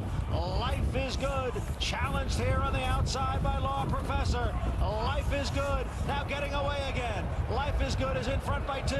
Law Professor made a run at him. Is now 2 lengths behind. Life is good, the leader, with a 16th to the finish. And Life is good is going to win this Woodward. Life is good by a length and a half at the end. Life is good and a Rod Ortiz Jr. Law Professor was second, and a big break back to Keep Me in Mind in third.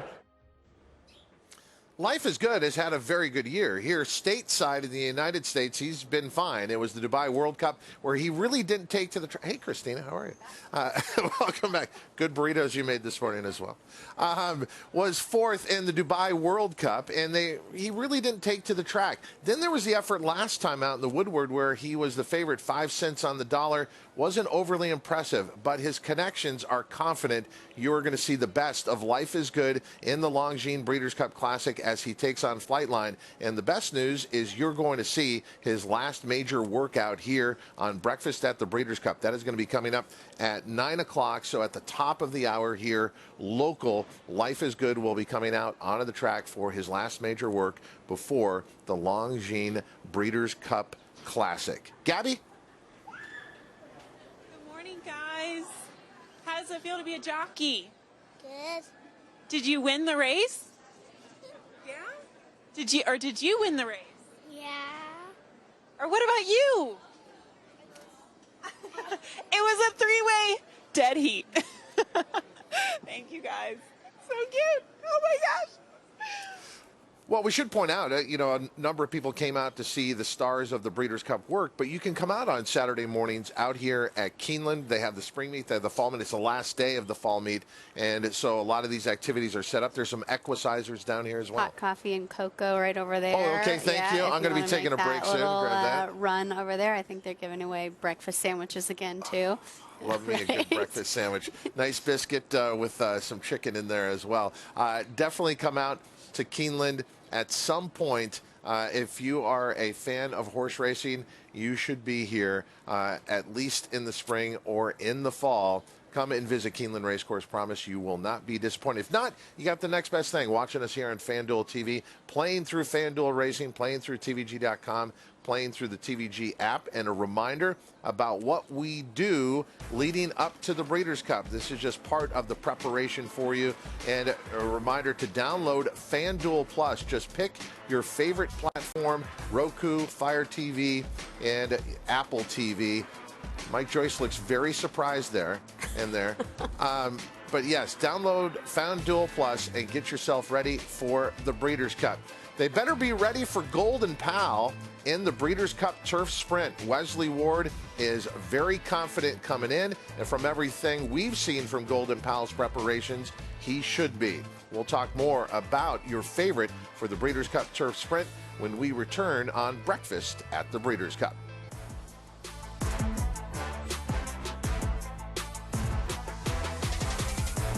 It's time to bet the race, and FanDuel Racing has entered the starting gate. Download the FanDuel Racing app, and you're off. It's super easy to use from the start. Make every moment more with tools to help you win on the inside. Watch out for great promos and easy deposits. And here comes fast payouts. It's super easy to use. It's fast payouts. It's super easy. There's no doubt about it. The best place to bet is FanDuel Racing. New customers bet the Breeders' Cup and get up to $100 back if your horse doesn't win. DeMarshall offers breeders a rare opportunity as the only son of Dubawi standing in Kentucky. Dubawi, one of the world's most celebrated stallions, is now a sire of sires. His top sons at stud are making a name for themselves across the globe. With a picture-perfect pedigree, this son of Dubawi brings one of the world's most potent bloodlines to America. DeMarshall, standing at Claiborne Farm. This is a Kentucky Thoroughbred. This is a Kentucky-built powerfoil industrial fan. Like a Thoroughbred, it too delivers unrivaled performance. And while they both run with purpose and pride, this one runs to keep your workforce feeling cool and comfortable. Powerfoil, the best-selling big fan in the world. BigFans.com. Exceptionally engineered.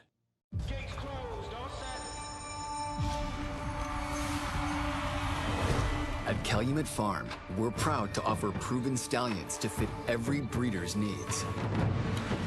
With over 72 million in progeny winnings on dirt and turf, our diverse roster is producing the champions of today and tomorrow. Calumet Farm, a legacy reborn. Dream Storm to win the Rico Woodbine Mile. She's going to do it. Simple Verse has won the Ledger. Snake Neck Spear and Shane Murphy get through and have won.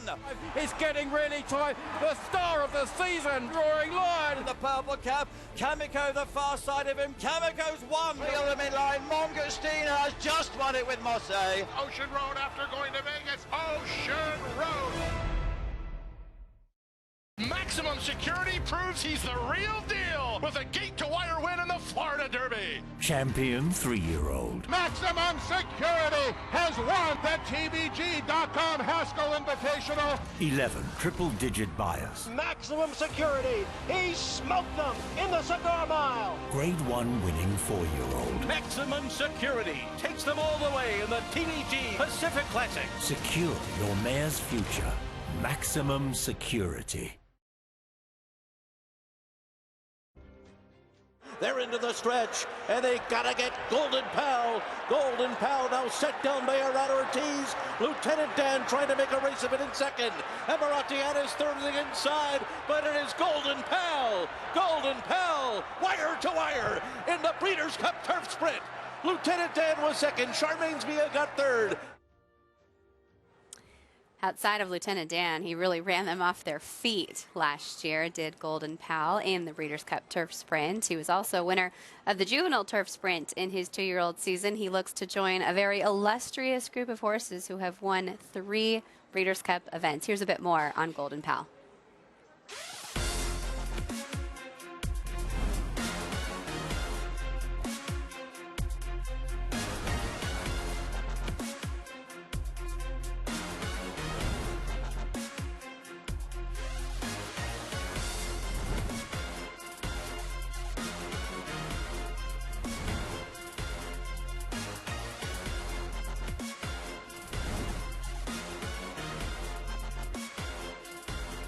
They're into the stretch, and they gotta get Golden Pal. Golden Pal now set down by Arad Ortiz. Lieutenant Dan trying to make a race of it in second.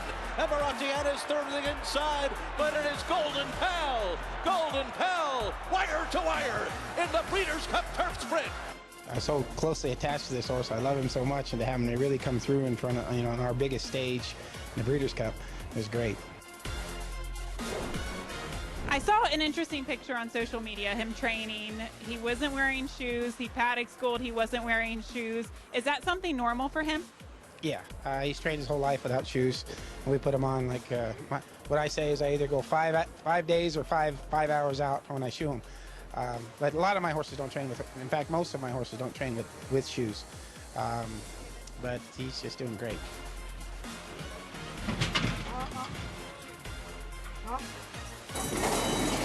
Off in the Woodford, presented by FanDuel. Golden Pal, Gear Jockey come out together, and Golden Pal slides down toward the rail and has the lead by a length. 21.25 seconds for the opening quarter. Golden Pal, the leader. Midway on the final turn, Golden Pal leads it by a length. Golden Pal leading Gear Jockey, leads it by 3 lengths. And then Artima City Limits is third. Charcoal is fourth down toward the inside. Bad Beat Brian next toward the outside. They're all behind Golden Pal. Golden Pal a 3-length lead, final 16th. Golden Pal in front. Late charge Artima City Limits. Golden Pal wins it. I ride another win in the Woodford in record-breaking fashion. Can you just tell me what it feels like to ride a horse like this? He's an amazing horse. He's just a fast horse. He came out good today out of there, and he showed how fast he is. He just keep going. He's a true champion. Beautiful ride. Congratulations. He deserves all the credit. I thought he ran great. It was perfect conditions for him, and he went into the race and out of the race the same. He's ready to go. I've always said this in a lot of interviews. He'd be like Tom Brady or Brett Favre, you know, right at the height of their game. He's just real confident about himself. Every time he comes onto the track or into the paddock when he runs, he knows what he's here for, and he's very focused. Peppermints. Loves peppermints.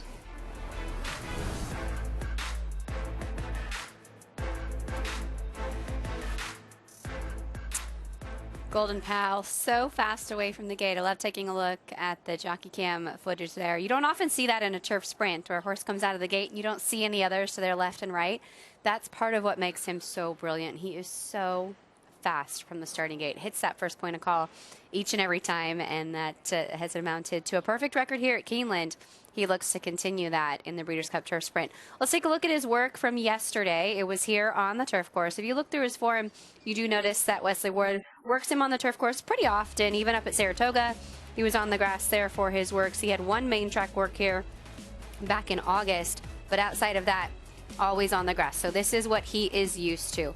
Very curious right now, ears forward, taking a look, and just look at the size and the power of this horse. I mean, this exercise rider looks like he or she is a little bit on the smaller side, but boy, does Golden Pal look big and strong and like an absolute beast out there. Strong bit in his mouth as well, just to kind of keep control. You can see he's a turf sprinter. These horses are high energy. It's often about holding them, throttling them down, keeping them from doing too much. As we come into the turn, he gets just a little bit kinder there.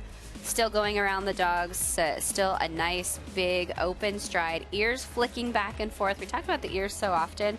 It's just really an indicator of where the horse's focus is.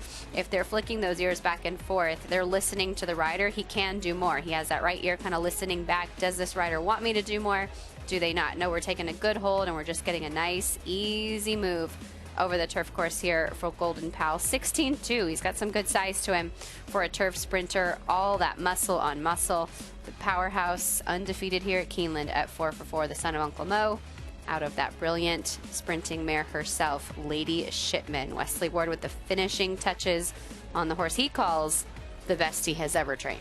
I was talking to some local horse players who follow this circuit year-round and obviously are here at the Keeneland meet, and they said this turf course is as good a shape as it's been in, and it's perfect timing, especially with all the demands that are coming up, getting ready here for the Breeders' Cup. We also have another horse to look at here in the turf sprint, and that is Bran. Lest you think that John Sadler just has Flightline to be concerned about, well, he's got Bran going in the Breeders' Cup Turf Sprint, a winner last time out of the Turf Sprint over at Kentucky Downs. And that's a very demanding course. I think, you know, if you're a winner at 6 furlongs there at Kentucky Downs, it's sort of akin to going a little bit further with any of the distances. Now we are sharpening up a little bit for the Turf Sprint here at Keeneland, so he does need to really put those running shoes on to keep up with horses like Golden Pal, who we just saw. A different kind of way of moving here, but also just some beautiful action. His head a little bit lower, reaching a little bit more, just skipping over the turf course here. This is a great work for Brandt, who also goes for Hronis Racing. And I think, Todd, it's nice for the connections to have another horse, of course, because you want to be in the Breeders' Cup, but also to take the edge off a little bit that day. If you have to sit there and wait all the way until 6 p.m. for the Breeders' Cup Classic, the nerves just build when you have another horse to focus on, to keep your mind busy, to be working on. For Juan Leiva, who's in the saddle there also, this helps. This helps you stay in that routine by keeping busy and just, you know, keeping your mind busy most of all. This going back to yesterday, Bran preparing for the Breeders' Cup Turf Sprint, completing the half mile in 48-4. And as Christina was talking about and told us yesterday, you see the dogs out there, so working out way out in the middle of the course. The Juvenile Turf Sprint, Love Reigns, scheduled to go in there. So much money now for the youngsters. Future Stars Friday is going to start this Breeders' Cup on Friday, November 4th, with 5 championship races. And as we were talking about earlier, $1 million if you have a 2-year-old sprinter on the grass. That's the purse being offered here in the Breeders' Cup Juvenile Turf Sprint. This filly was the winner of the Bolton Landing at Saratoga back in late August. That was a big win for her. She was challenged in the early stages. She kind of backed off her competition, circled them, and then it only took a few taps on the shoulder from Irad Ortiz to ask her to finish up. It was an easy victory by 2.5 lengths, but she has not run since then. So not really that traditional kind of final prep that you would see. So we're coming in off of works, we're coming in off of training here. And Wesley Ward, we know how good he is getting horses ready at first asking.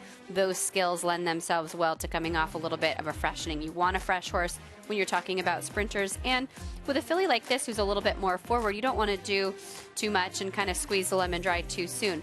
She's outside the dogs. She hasn't switched leads here. She's a little lost right now in this work, and the rider hasn't really forced her to switch leads either. I'm a little bit more forgiving with that when we are outside the dogs on the turf course, just because they are right out there in the middle of the course and they might not have wanted to do too much. Ideally, you want to see the lead change, you want to see a stronger finish, but it looked to me like he didn't really ask her to do that much more. Daughter of U.S. Navy flag, owned by Stone Street Stables, Love Reigns, preparing here yesterday over the turf course at Keeneland for the Breeders' Cup Juvenile Turf Sprint. Let's check in with Gabby Gaudet. Todd, you're actually looking at my mom, affectionately known as Mama G right now, and she said, quote, "I'm going to kill you." So, hi, Mom, wave to the camera. But I'm back here in the tack room to talk a little bit about equipment. So it's a big breeze day for some of these horses going to the Breeders' Cup. And there's a difference in everyday equipment versus workday equipment and race day equipment. So we'll show you both of those options here. So this is everyday equipment. This is a yoke, which goes, of course, over the neck. This goes between their front legs. And then you also have a set of rings. This is used to just try to just give you a little bit more leverage, more control. And this is just a typical D bit as well. So this is what you might see horses train in every day. And they might also train in these big white fluffy bandages. I mean, they can come in any type of color. But big white fleece fluffy bandages. Say that 5 times fast. Over here, on a work day or a race day, you'll probably see different equipment. There's no yoke, no rings. That obstructs their movement. They might have a neck strap, though. This just goes over the neck. There's nothing in between their front legs. This is a set of blinkers, big green G on it. And then this is also a cage bit, so a different bit that they might use on work day or on race day. And then finally, and the difference in bandages as well. You might see this vet wrap. It's really elastic-y, and it really stretches, and sometimes we put tape on top of the vet wrap just to make sure that it doesn't go anywhere. And of course, you have the girth and the channel that goes underneath of the girth so that it doesn't rub. And of course, last but not least, on race day, Joaquin, don't forget to hang your sign. What's up, Joaquin? They got to know who you are, Gabby. You got to hang the sign. You're looking at a sign right now with the letter A. That stands for Hall of Famer Steve Asmussen, and we are back at the barn right now looking at the Steve Asmussen team that is going to be participating in the Breeders' Cup this year at Keeneland Racecourse on November 4th and November 5th. So let's go ahead and meet the team you have in the Filly and Mare Sprint. This is Wicked Halo. She's sharp right now. She's won 4 consecutive races. She won the Prioress 2 starts back. She won the Raven Run in her most recent start. Grade 1 winner Gnight, he won, or is going to be running in the Dirt Mile. He just won the Perryville the other day. Grade 1 winner Society. She got her Grade 1 win in the Cotillion Stakes. Multiple Grade 1 winner Clairiere in the Distaff. You got the baby, the 2-year-old filly, Grand Love. She's going to be in the Juvenile Fillies. Eclipse Award winner Echo Zulu. She won the Juvenile Fillies last year. She'll be in the Filly and Mare Sprint this year. Jackie's Warrior, he was defeated as the post-time favorite in the Breeders' Cup Sprint last year. Remember, he came out of that race with the knee chip, had surgery. He's had another solid campaign this year for Jackie's Warrior, who will be in the Sprint. And then their 3-year-old in the Classic, that is Epicenter. He's been the most consistent 3-year-old this year of the crop. He's had 7 starts, 4 victories, 3 seconds. He's banked over $2.8 million. Now, if it seems like you have not seen too many Steve Asmussen horses working on Friday and today on Saturday, it's because you haven't. They have not had too many workers for the Breeders' Cup over the past 2 days. So the Asmussen barn is going to be very busy tomorrow, Michelle Yu. You're going to see a lot of the Steve Asmussen runners that are going to be competing in the Breeders' Cup breezing tomorrow here at Keeneland Racecourse, including Epicenter. Michelle, Steve Asmussen told me that Epicenter, he's going to be working in the 2nd set tomorrow. So look for Epicenter before the show. Should be working about 6 a.m. right here at Keeneland Racecourse, Michelle, preparing for the Breeders' Cup Classic. Thanks, Joaquin. I'm whispering because I'm a glutton for punishment, and everybody said they liked it when they saw Michael McCarthy yell at me. So we're sneaking up on Michael McCarthy. You guys saw his horse Masterpiece work yesterday. Let's see what he thought about the work. Oh, good morning, Michael. So fun to find you here. I was just wondering if you might tell me what you thought about Masterpiece's work yesterday. Thought he worked well. I caught him 59-4. The official clockers caught him a little bit faster than that. Not sure where that came from. The horse is full of energy. Was certainly on his toes yesterday afternoon. The dogs were up, so that is a very fast time. We don't have a lot of times to compare to because we don't work on the grass in Southern California, but were you expecting a fast work like that? I thought he would work good. He'd been touting himself in the morning here. He's been on his toes as of late. Obviously, trying to get him ramped up for a big day and put in a big work. Did he just walk by? Is he going to train today? He is going to train. Is that a normal procedure for him? Normal here. Normal here. So the day after work, we're going back to do what? Jog. Excellent. Thanks, Michael, for your time. You are our fan favorite on there. Do you want to tell me something mean? All good. Have a good day. All right, guys. Michael McCarthy had Masterpiece work yesterday. He's about to go out for a jog right now.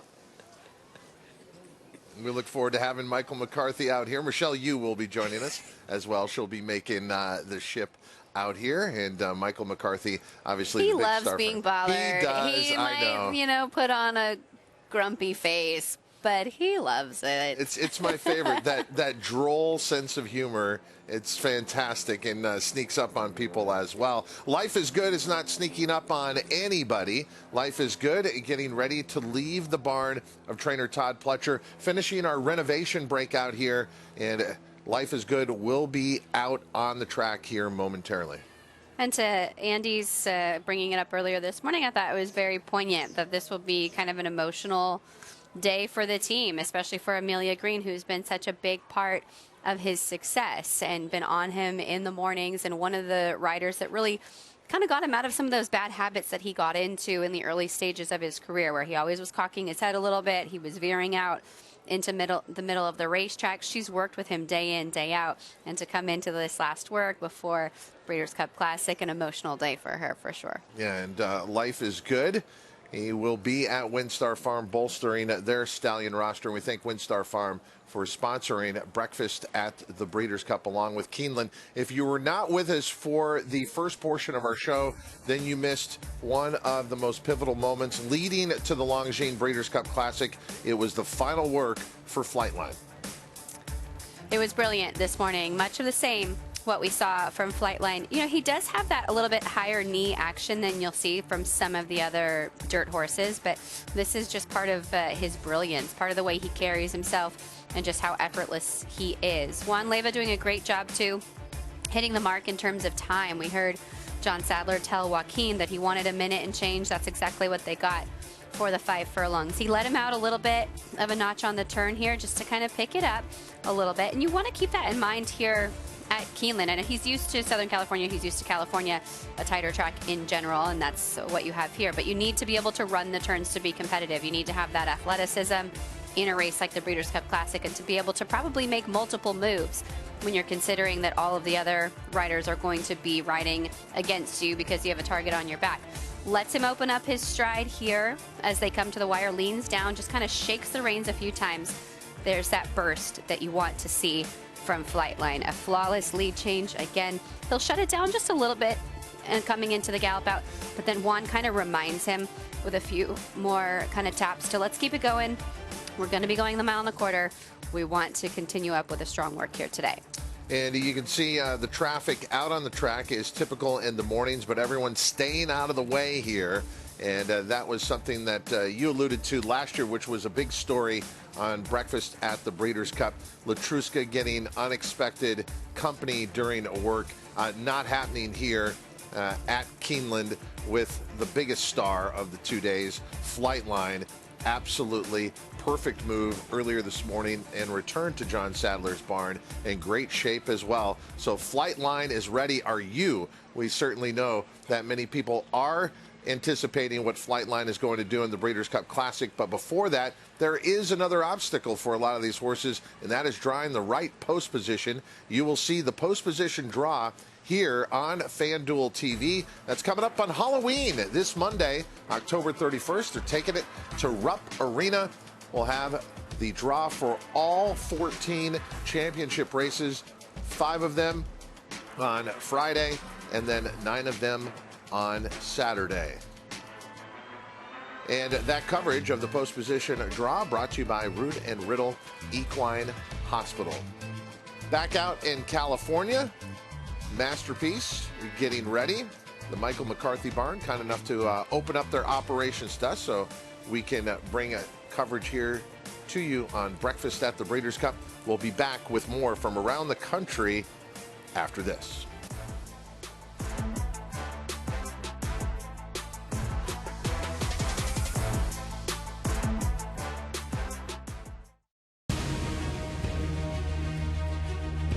Precocity. Strategic speed. Some speed at 2, but can carry it on through their later careers. Improbable, full of run. Improbable, now a Grade 1 winner. It is a complete runaway, an authoritative run. It's improbable to win the Whitney.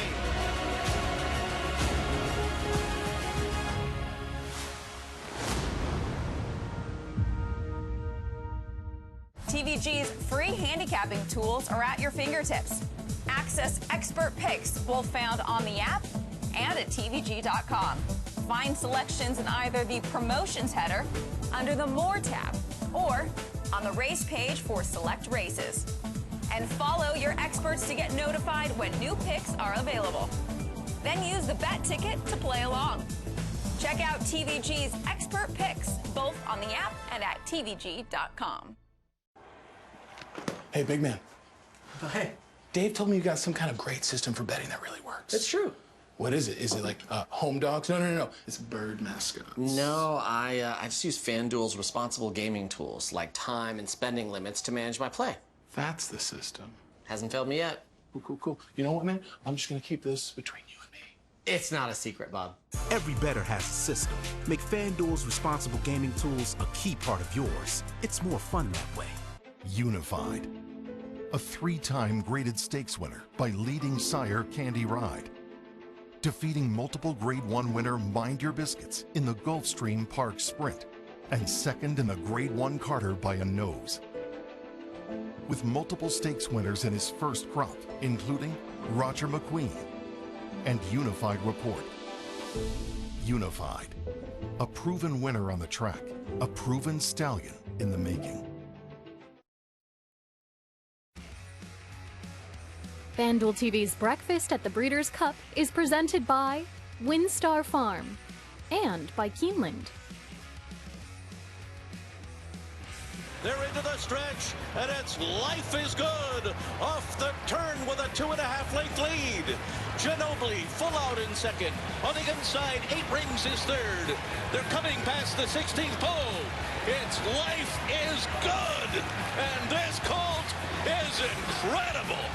Life is Good. Won it by 6 lengths over Ginobili. Larry Colmus, the voice of the Breeders' Cup and obviously the Triple Crown. He was also the voice of Life is Good in the very first start of Life is Good's career. That was at Del Mar, and it really kind of set him up for the rest of his career. As Larry Colmus said, Life is Good, very, very good. And we will see Life is Good coming out for his final workout before the Longines Breeders' Cup Classic. That's happening here live on Breakfast at the Breeders' Cup. Earlier, we brought you Casa Creed, training over at Churchill Downs, working a half-mile in company, preparing for the Breeders' Cup Turf Sprint. The final time for this half-mile move, we can tell you, was 47.4. Casa Creed, a winner of the Jaipur earlier this year. He defended his title. You don't often see that in that particular race. Took the Jaipur the previous year at Belmont Park sprinting, and then did it again this year going 6 furlongs. But added to that, a win in the 2-turn Grade 1 4-star Dave in this workout earlier this morning. It was rider Welser Cardona aboard. He was pretty strong to begin the work, as you saw, and really kind of engaged once the company comes up to his outside. This horse is hot-blooded. He's a competitor out there. He knows that he's being asked to work. He knows that he's being asked to do a little bit more, as this is the final work before the Breeders' Cup. And they are, again, cutting him back in distance, sharpening him up. You want him to be aggressive. You want him to come off the turn like that and come with a big work. And also keep in mind, here's a turf horse working on the main track. We talk a lot about how kind the Churchill surface can be to turf horses. He's really getting over this course beautifully. Looks great. The picture of health for Hall of Famer Bill Mott, which is exactly what you would expect. Good little acceleration there, the high knee action that you see. Nice good lead change and a strong gallop out. Excellent final work for Casa Creed today. Horse racing has always been a game with outsized personalities, but in that game, Lee Einsiedler has managed to stand out, and he is part of the partnership that owns Casa Creed, along with his son Jeffrey and a good friend of his, sports talk legend Mike Francesa. If you've never met Lee Einsiedler, I feel sorry for you, but we're about to change that. I'm Lee Einsiedler from Flushing, Queens, New York. When the Yankees played the Cardinals in the 1964 World Series, my dad bet $100 on the St. Louis Cardinals, and if they won, he was going to buy us a pony. And the Cardinals won, and sure enough, he bought us a pony. And that was where I got my first taste of horses and horse racing. I grew up working in my pop's liquor store, and as time went on, I got into the importing business, and I've been so fortunate to have a lot of success. We built a product at Sidney Frank called Jägermeister, and then along the way, a group of us in the company had an idea, and the idea became Grey Goose Vodka. So how often do you get the question, what is George Clooney like? Probably every day. Probably every day.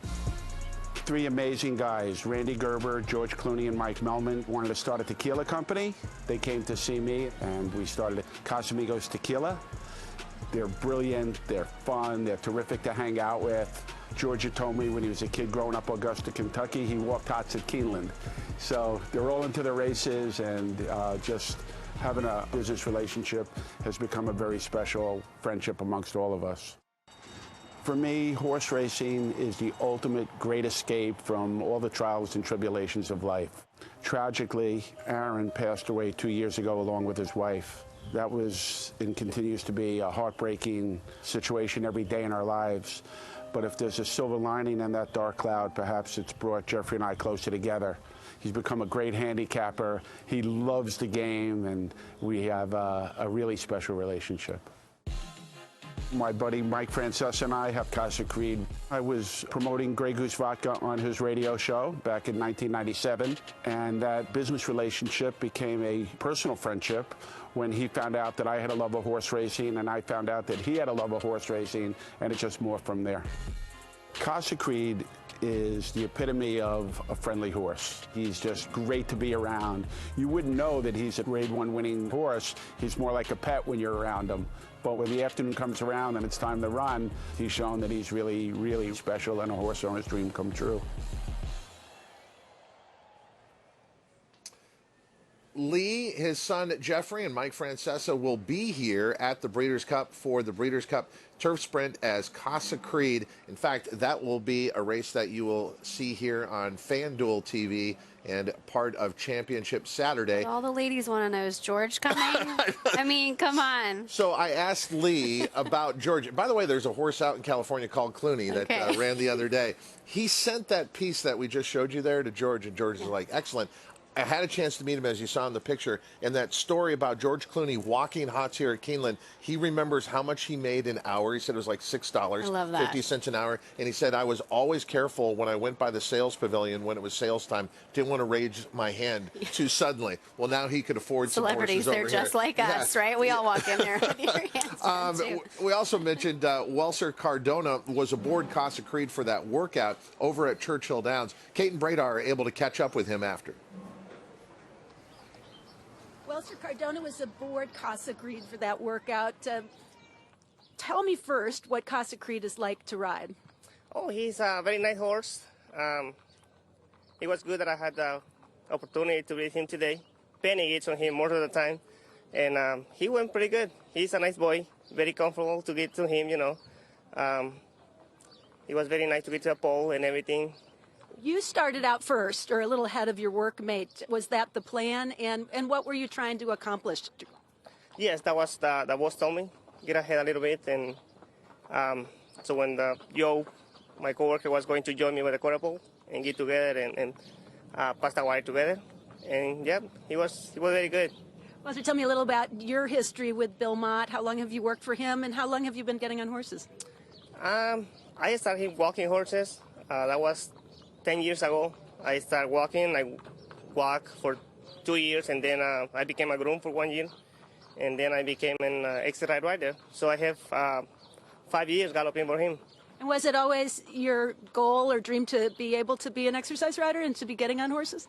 Yes, it was a very big dream, and my biggest dream was galloping for him. Yeah, I always wanted to be an exercise rider for Bill Mott. It was my dream. All right, if the dream has come true, what is that like for you? What is it like to work for the Hall of Famer?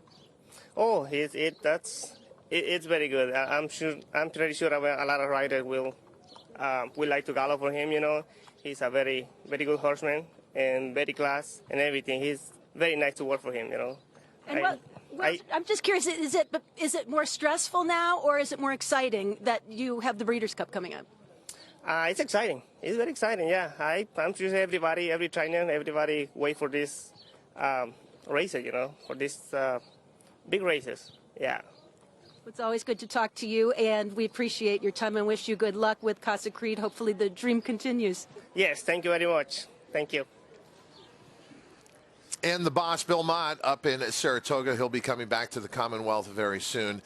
You could see Welser Cardona talking with reverence about Bill Mott. So many people feel that way in his presence. When I'm around him, I become a kid again and just want to listen. And he is one of the best horsemen we've ever had in the United States. Also, listening to Welser's path, it's not a formal education that you get in horse racing, but there is a path that leads to where you want to go in horse racing. It's been that way for over 100 years. And it's so important, as with any industry, to kind of start from the ground up, isn't it? Because then you really understand what everybody's doing in their collective roles as you're all contributing to trying to help that horse. As an exercise rider now, he appreciates what the groom does to prepare the horse for him. He appreciates what the hot walker does. Even as we heard from Flightline, walking for 45 minutes to warm up, walking to cool out. He knows how important each and every step of the process is, and I'm sure that also helps with the collective team environment. Waiting for Life is Good to come out onto the track for his final workout before the Longines Breeders' Cup Classic. That's here in Kentucky. Let's see what's going on out at Santa Anita in California with Michelle Yu. Thanks, Todd. Well, we are waiting for Taiba to put in his work, and that should be in about 30 minutes or so. So while we're waiting, I thought I would just meander around the Baffert barn, and look what I found. They're beginning to pack. I got to say, looking at this, I feel a little bit better about what I have packed to bring to Keeneland, because I thought I brought a lot. But when I look at this and they told me this is just the beginning, I'm feeling better. So what happens when you go is there's nothing for you. There's literally an empty stall at Keeneland. They even told us you have to bring screw eyes. So these little things that all of the stall guards connect to, you've got to bring all of those for each stall. So you're looking at 8 for here, 3 for feed tubs, 2 for water buckets for every horse that you're going to bring in. Got to bring some extras too, right? Just digging through this box, we have tape. This tape is for wrapping bandages. You've got electrical tape, because you never know when you're going to need electrical tape. A spare bit. Every horse is going to be bringing at least 2 bridles, a bridle for galloping and then a race day bridle. You've got to have extra chamois. This is what goes on underneath the saddle to help it from moving around. Got to have some electrical plugs, because you never know if you need to plug in your oat heater or something. There might not be a plug for you. This particular tub that we're in has plenty of blinkers. I count at least 10 sets in here, so for sure nothing's gonna be missing a blinker. And lots of wraps. So all these trunks chock full of things. Horses leaving tonight from Santa Anita, guys. The van leaves at 2, which means they're going to start to load at midnight to head to the Commonwealth. I mean, it's always a environment in motion. Something is going on almost every hour on the backside. Someone's always traveling. They're always coming and going. And these are some anxious moments because shipping, as Simon mentioned yesterday, can be something that you have to really be very prepared for. You have to make sure that the horse is very hydrated as they're shipping. You want to have all that equipment ready for them. You don't want to show up and have any of those screw eyes, as Michelle said, missing. Then how are you going to tie the horse into the stall? How are you going to make sure that they're safe? Everything has to be done according to plan, and you have to be well prepared. Okay, we've been waiting and anticipating. So too has trainer Todd Pletcher. That's a live look as he is watching Life is Good turn in his last major work before taking on Flightline in the Longines Breeders' Cup Classic. Okay, so we've seen Flightline be a more relaxed horse in the mornings, and we heard from Todd Pletcher yesterday. He wanted to bring Life is Good out by himself so we wouldn't get him too worked up and going off here. How would you describe Life is Good as a workhorse overall? Yeah, I think overall he's still a pretty intense horse. He's still kind of that coiled spring that you're always trying to keep all 4 feet on the ground. I think if I remember correctly, Amelia Green had a nickname for him. She called him Scooter because he sometimes scoots away from you really quickly and he scoots into his gallops. He just feels good. He's just fresh. He carries his head high. Again, very, very intense. But right now, he's being really well behaved. This is exactly what you want to see. He came out there. He didn't jump into that, canter. He's very well controlled. He's not fighting Amelia at all. She's just keeping a close eye. Who's in front of me? Who's behind me? He's listening to her. You see that left ear perk up. Is it time to go yet? He's waiting for her to signal that they can begin this work. So Life is Good about to take off here. Is it fair to compare? I mean, this is a fantastic time in that on the same day at the same racetrack, the final workouts for the 2 main contenders in the Longines Breeders' Cup Classic take place. Is it fair to compare the work from Flightline earlier with what we're seeing now with Life is Good? Well, it is, but you have to keep them in mind as individuals. I mean, look how tough this horse is. She's doing a brilliant job, but this horse is hard to handle. She has a good stronghold. Look at the kind of L, the lock in Amelia's elbows as she's holding. You want to hold strong enough, but you don't want to fight him either. And you also want to press your hands down into his neck. There's no way she's stronger than him. But if you leverage your hands, the cross you have in your reins against their neck, they're pulling against themselves a little bit. And so that helps you maintain control. I think you're going to end up with a faster time from this horse just because he's so fast and just because he does everything this way. But so far, so good. He's never gotten away from her. He's been tough. He's been strong. But she has been well in control of Life is Good throughout this work. And there is trainer Todd Pletcher on his watch, also in communication on the radio and going through the splits and then watching intently past the wire here. So many of these works, yeah, the official time is done, but really the crucial part is that moment after the finish line, that extra 220 yards they might go. And you can see him on the radio too, over her right hip. That black walkie-talkie is right there on her hip. So he's communicating to her. Not only does Amelia Green have a good clock in her head, she rode races herself too. So she knows how fast they're going and she knows this horse. But he's looking at the watch and he's telling her throughout the work, okay, let him go. Okay, pick it up. Okay, I want more of a gallop out. He's watching the splits precisely on his watch and communicating that information and those instructions to her as she's out on the horse. And Life is Good. Am I having the right impression that he did more well past the wire than, say, maybe Flightline did, or did they kind of finish everything up in the same spot? Yeah, I think that's fair to say. I think there were a couple strides where Flightline started to shut it down before Juan Leva kind of asked him to finish up a little bit more in his gallop out today. Whereas this horse, by nature of his personality, he's not going to shut it down until you pull and tell him to shut it down. He would rip around here 3 or 4 times if she let him. Well, can he go around here one time and lead the field gate to wire in the Longines Breeders' Cup Classic and give Flightline the first defeat of his career? That is what Life is Good is trying to accomplish. And then Todd Pletcher, he's got to turn his binoculars because another big star is coming from his barn. Nest is out on the racetrack preparing for the Longines Breeders' Cup Distaff, and Nest is with the pony horse. And I believe that is Nora, the other exercise rider that we've seen on so many of Todd Pletcher's big horses. We saw Nest yesterday in her gallop. She has a little bit more, I think, of an attitude. She kind of pins her ears a little bit. She definitely has some personality about her, and she's kind of doing that a little bit now. You can see the pony even reacting. He sort of pins his ears. They're matching energy a little bit right now, but no problems at this stage as they start just kind of a little bit of a jog to head towards the pole. Looks like that is her workmate along the inside. And similar to what we saw with Malathot, as the pony go ahead and turns her loose, she's going to, it looks like, be on the outside of her company here today. And Nest now breaking off. A lot of heads were turned back on October 21st here at Keeneland when she worked in company with Malathot, and they worked together in a half mile in 48-3. But as Todd Pletcher told us here on Breakfast at the Breeders' Cup yesterday, going to change that up and not put those two together. But we got a chance to see Malathot earlier, and now we'll get to see Nest in her final major preparation before the showdown with her barn mate, Malathot. Nest, the daughter of Curlin out of the APND mare Marion Ravenwood, and has had an outstanding year. There's no doubt that she will win the Eclipse Award for the nation's outstanding 3-year-old filly. But can she take her campaign this year to another level and now beat this field of older horses? Very good field, obviously, in the Longines Breeders' Cup Distaff. But joining the workmate now.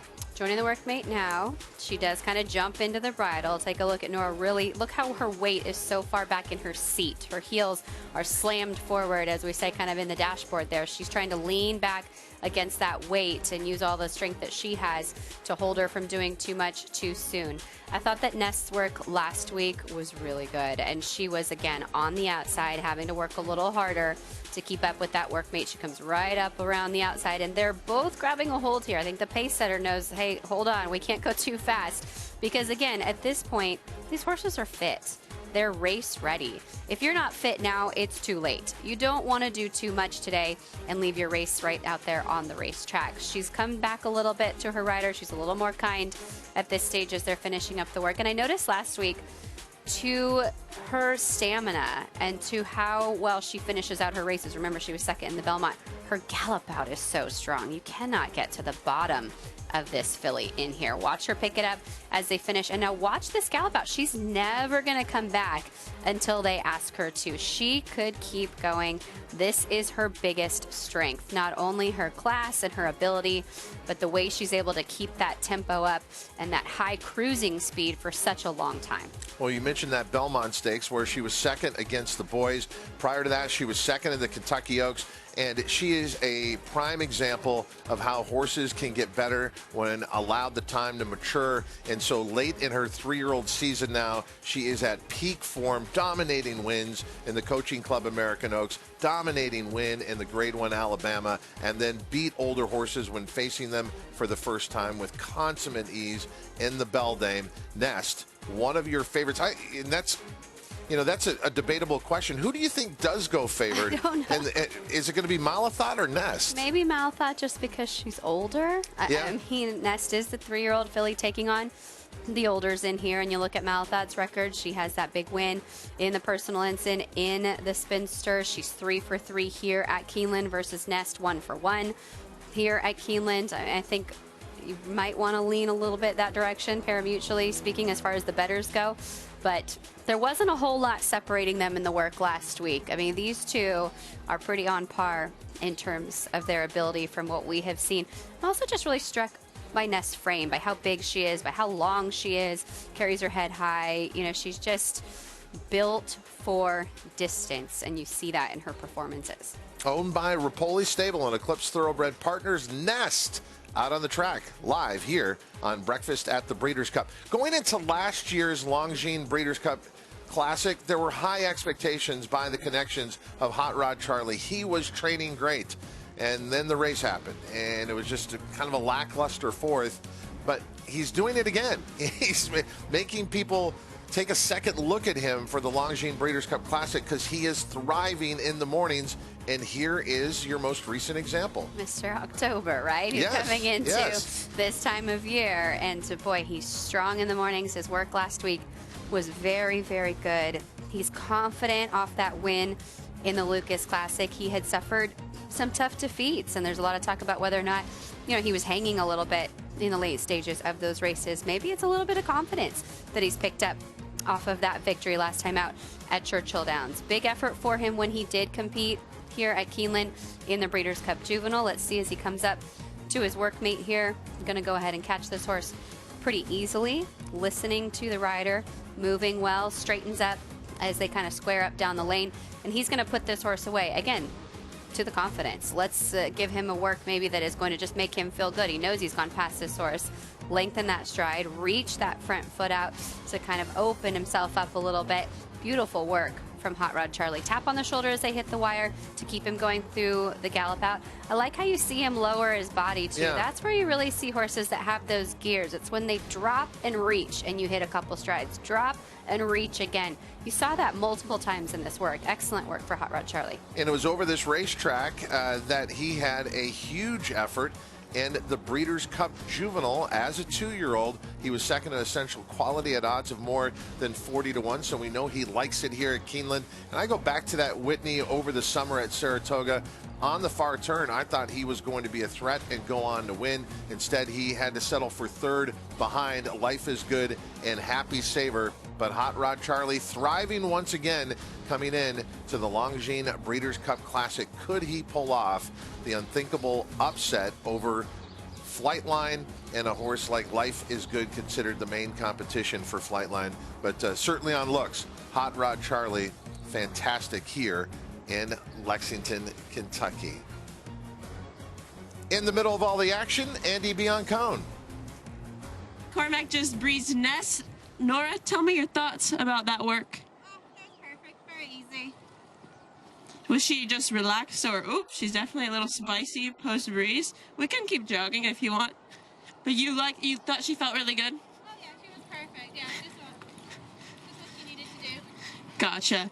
So what Nora said, everybody, is that she was great. As you can see, Ness was very fired up today. I mean, yesterday she was snuggling with the pony and everything, but once it's game time, she absolutely knows what's going on. I mean, you could just see her reaction to the pony today versus yesterday. Yesterday she was like, let's be friends. Today she's like, let's go. Come at me. So smart fillies are absolutely like that, and she looks fantastic. Definitely didn't take much out of her at all. That work was very easy. She's happy, breathing easily. So I would say perfect. Well, and this is something you alluded to, Christina, and that is the personalities of these horses. And it's not just managing the physical part of it, it's managing their emotions as well that trainers are in charge of. But what I love about this show is getting to now know the personalities of the horses that we've followed all year long. Well, and I think sometimes, too, for the fillies and mares, you kind of want that little chip on their shoulder. You want a little bit of that spiciness that Andy alluded to there. Rags to Riches was famous for that. She was nobody's pet. She didn't want to be treated kind of given the carrots and patted. And I heard a funny story even after her retirement that as she was at Coolmore, I believe it was, Todd Pletcher came walking down the shed row just to go visit her and see her, and she came charging out the webbing with her mouth open, angry, and that was her. And I think sometimes with these fillies and mares, that can be the mark of a good one. You want a little bit of attitude, you want them to throw their weight around, and she competed against the boys. She would have to have a bit of that. Let's go back to Future Stars Friday and now take a look at Blazing Sevens preparing for the Juvenile, and a tall task taking on some of the big horses in this division, but Blazing Sevens going to give that attempt. This is Blazing Sevens moments ago out on the track here at Keeneland. I think it's another horse where we kind of trust in Chad Brown, right? This is a horse that he's kind of put on the fast track really quickly, and he's a son of Good Magic, who Chad trained, and we know these horses are improving with distance, so he's probably one that will do so. The win by 3 1/4 lengths in the Champagne, I'm not sure that came up as the toughest field in the Champagne that we've seen over the last few years. It was a shorter group, just 6 of them went postward that day, but this guy has a nice long stride on him. I like what we're seeing. I like how he comes off the turn there with a nice smooth lead change, and he also has light contact with the rider. He's kind of doing it all on his own out there. This is a smart horse. He's a professional, especially for a young one. Good work for Blazing Sevens today. But he's going to need to step up. He needs to step up against Cave Rock. He needs to step up against Forte. But he looks like he has the tools, the breeding, obviously the conditioner, to go ahead and do that and make that progression and take that step forward. Well, Todd Pletcher has been busy all morning. I walked in when we started the show at 7 a.m. with him as he was going to watch some of his horses work. And then he went back to the barn. He's back in the grandstand. Let's see how he's feeling about these two major works we just watched in his barn. Gabby Gaudet. Todd, thank you. And Todd, let's start with Life is Good. You decided to work him at 9 today because of the crowd that was attracted by Flightline earlier today. What did you see from this work? You looked like he had a spirited work today.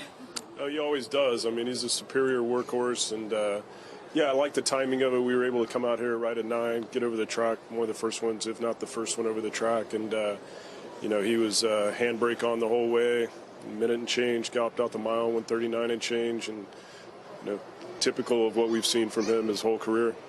And in terms of Nest, obviously you said yesterday didn't want to pair her up with Malathat to just get a little bit more of a maintenance work. What did you see from her today? It was perfect. I had like 25-1, 24-1. She was hard held throughout and looked like she was eager to do more, which is the way we wanted to play it today.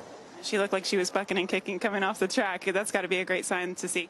Yeah, she's super happy. She's had a great time since she shipped into Keeneland, and you know, hopefully things continue to go well, but really happy with this morning. In terms of Happy Saver, what's the plan for him in preparation for the Breeders' Cup? So he just had a pretty spirited gallop here. You know, we kind of let him 2-minute clip all the way around there, and we're going to do similar to what we did with the Met Mile. We're going to kind of just go in with the one breeze 2 weeks out instead of, he tends to run better, we think, when he's a little bit fresh. So he'll have a couple strong gallops like he did this morning, but he won't breeze again. One more thought, Malathat. She was awesome. You know, just looked like she was on cruise control throughout. Again, similar with Nest. You know, we're running back in 27 days. We had a good work last week. We just wanted to leave this morning wanting more, and I think that we were able to accomplish that with both of them. I lied. One more question. Life is good. Life is good. What makes you how are you confident that he can go back to the 1.25 miles? Well, if you watch him this morning, I mean, that's what we're used to seeing. You know, he goes 5/8 in a minute, and then he gallops out a mile and 139 and change, and it's hard to pull up at the end. So, you know, we're just hoping that we catch a track that you know, be the first opportunity to run 1.25 miles on a, you know, kind of a real surface, not like we ran on in Dubai, which was just, you know, it was really deep that night, and you know, I think that played against him. Thank you for your time. Thank you. Life is good. Outstanding record, 9 wins from 11 starts, but it's where those 9 wins have happened, and earnings of over $4.3 million. And looking at the main competition for Flightline, to those comments that Todd Pletcher mentioned about his super fillies out there, Malathat and Nest, look, Flightline delivered in his workout. If we were grading workouts, just to my eye test, to me, Nest had one of the best workouts we've seen this morning. Yeah, she did. And as Gabby said, the kind of energy that she was showing coming off the racetrack is definitely what you want to see from her as well. So much credit to the exercise riders, and not to take anything away from any of the other riders that we see out here kind of day to day working for any of the smaller barns. But if you're an exercise rider for Todd Pletcher, if you're an exercise rider for Bill Mott, if you're an exercise rider for Brad Cox, you're one of the best. And that's why, you know, these are the riders that have that brilliant clock in their head, that work well with a tough horse, that work well under pressure. There's a lot of pressure in a race scenario, but there's a lot of pressure in the mornings to get it right. And everybody has been picture perfect, hitting those times that all the trainers wanted this morning. It really has been a perfect morning here at Keeneland, not with just what we've watched on the track, but what Keeneland has done in setting up what is essentially a family day here for everyone to come out and enjoy. There's face painting for the kids. I also got all my donuts. Most recently, they don't charge much for it either, too. It's like you can get coffee and donuts for, I got that whole thing for about $5. But Keeneland many people wants. here now, too. And that's the thing. Packed. Everyone has stayed around. The track apron is full, and racing doesn't start until 1 o'clock. So we're still about 4 hours away from the first race on the final day of the fall meet. But thank you to Keeneland Racecourse for not only sponsoring a breakfast at the Breeders' Cup along with WinStar Farm, but what they're doing here to bring a new generation of fans to the racetrack. And then these kids can remember when. There you go. Look at this. I mean, there's no other racetrack where this happens. And I know we love Clocker's Corner out at Santa Anita, and it is also a great atmosphere there. But no track draws the crowds like they do here at Keeneland for the donuts in the morning. Speaking of Clocker's Corner, we're getting close to sunrise out there at Santa Anita. We're also getting close to some major workouts out in Arcadia, California. Let's rejoin Michelle Yu. Bring him back. Oh, Todd, we had Juan Ochoa here. He's the guy that gets on Taiba, who's right over here. I'm going to see if we can't track him down. He might have walked himself into a corner where he can't escape me. We always like to know from the riders what they think about their horse, right? There he is. Good morning, Juan. Good morning. Were you trying to hide from me? No, I was just, putting my light in my radio, making sure they're on. Can you tell me what it's like to ride a horse that's getting ready for the Breeders' Cup Classic? Same as like another horse. Try to get along, Try to do my job. Is Taiba hard to get along with? No, he's a nice horse. Really good. Are you enjoying this lead up where the spotlight becomes on you? You know what? When I get up there, I'm just concentrating on the horse, try to do my best, and hopefully everything goes right. Tell me, now, Baffert uses earpieces to talk to you guys. Did it take a long time to acclimate to hearing someone speak to you while you're riding? No, he doesn't say much. As long as, we kind of know what he wants. So as long as we don't get in trouble, we're good. Thanks, Juan. I appreciate it. No problem. Thanks, Jimmy, for letting us into your office. See, sometimes we have reluctant stars out here, Todd, that we have to get into the spotlight. But he's going to be aboard Taiba, who's set to go out in about 7 minutes for his final Santa Anita work. And you will see it live here on FanDuel TV. Looking forward to that moment out in California as we come to the final portions of our show here. Some major workouts still remain. Love Reigns out on the track. We got a chance to see Love Reigns a little bit earlier. In fact, the work the other day for the juvenile turf sprint, but this is a live look at Love Reigns making a fantastic impression out on the track right now. We'll be back with more Breakfast at the Breeders' Cup here on FanDuel TV.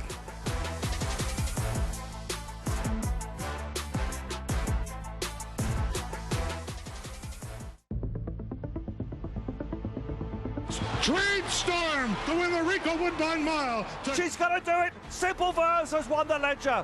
Slate next spear and Shane Murphy get through and have won. It's getting really tight. The star of the season, Roaring Lion. The purple cap, Kamiko the far side of him. Kamiko's won. The ultimate line, Mongostine has just won it with Mosse. Ocean Road after going to Vegas. Ocean Road. On FanDuel Casino, we make it easy to turn your site credit into real money. Unlike other casinos who make you wager your site credit over and over before you can withdraw it, we play fair. Just play through it once and you keep what you win. Turning all your site credit into real cash is that simple. Plus, you'll get paid your way, quickly and securely. Come see why FanDuel Casino promotions give you so much more than other online casinos. Join FanDuel Casino and play it again with up to $1,000 back if you're down on your first day. Hey, big man. Hey. Dave told me you got some kind of great system for betting that really works. It's true. What is it? Is it like home dogs? No. It's bird mascots. No, I just use FanDuel's responsible gaming tools like time and spending limits to manage my play. That's the system. Hasn't failed me yet. Cool. You know what, man? I'm just going to keep this between you and me. It's not a secret, Bob. Every bettor has a system. Make FanDuel's responsible gaming tools a key part of yours. It's more fun that way.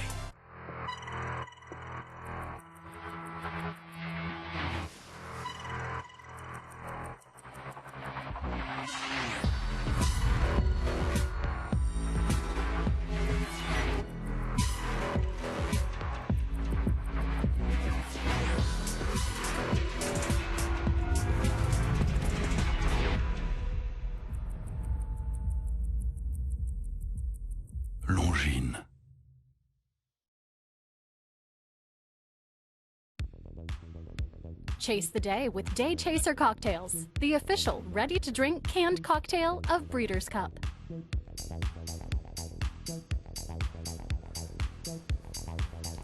Would you think less of me if I had one of those day chasers right now? Kay Adams can drink on her show. I was going to say, she's giving away the K-Makers while drinking a beer. All right, let's look at social media as it relates to the Breeders' Cup. Want to be on the Breakfast at Breeders' Cup show? Tell us, where is your favorite Breeders' Cup location? Been a lot of talk about that. I've enjoyed a lot of Breeders' Cups over the years. There's been talk about maybe setting the rotation to a few tracks. I love the rotation we're in right now. I do too. Back to Santa Anita next year. Fingers crossed, maybe Del Mar after that. We'll see. Belmont Park, and I'd love to see Saratoga is one. You know, I think what's happened here with Monmouth in 2007 and now what we have here at Keeneland, it's paved the way for quote-unquote smaller racetracks. Maybe Saratoga could happen. Taking a look at hands down Santa Anita, always fast and firm. There was talk, you remember, for a while, just make Santa Anita the permanent location, and certainly it has everything you need. It could handle a crowd of 100,000 with ease, and obviously the weather is usually always great. And I think it's such a big draw for the Europeans, too, to be able to go somewhere where they know they're going to get firm ground. Yep. We've been very lucky here at Keeneland, but you're not as certain that you'll have the firm ground to attract those international horses. Henry Bradley saying, oh, Breeders' Cup at Del Mar, yo. And we enjoyed it there last year, and it is going to be coming back around to where the turf meets the surf, and it'll be next year that will be at Santa Anita. But right now we're enjoying what we're having here at Keeneland with the Breeders' Cup looming this upcoming Friday, and a week from today, Saturday, the second championship day. And you think about the first Breeders' Cup here in that signature moment, American Pharoah, first Triple Crown winner we've had in such a long time, and then punctuating it with a dominating win in the Breeders' Cup Classic. The fact that we could anticipate Flightline being just as good and just as a significant moment tells you what a special horse he is.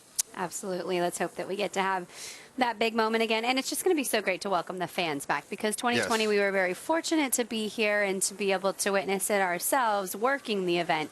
But so many people had tickets that were looking forward to being here, and I know Keeneland has honored a lot of those tickets to come back and enjoy it this year. We're going to see something very special, either a Flightline dominating performance or maybe a shocking upset at the hands of Taba, who's out at Santa Anita getting ready to go to the track and under the watchful eye of Michelle Yu. Thank you, Todd. Watching Taiba come out right now. He's about to get riders up. You spoke with Wanachoa just a little bit earlier on, and they'll be going out in company for this particular move. Right now, the plan is 5 furlongs, is what I've been told, but Bob Baffert has been known to change things on the fly. Going to make any changes today? No changes today. All right, 5 furlongs it is. We're heading out to the track right now, guys. 6:30, the track opens, and Taiba will be breezing.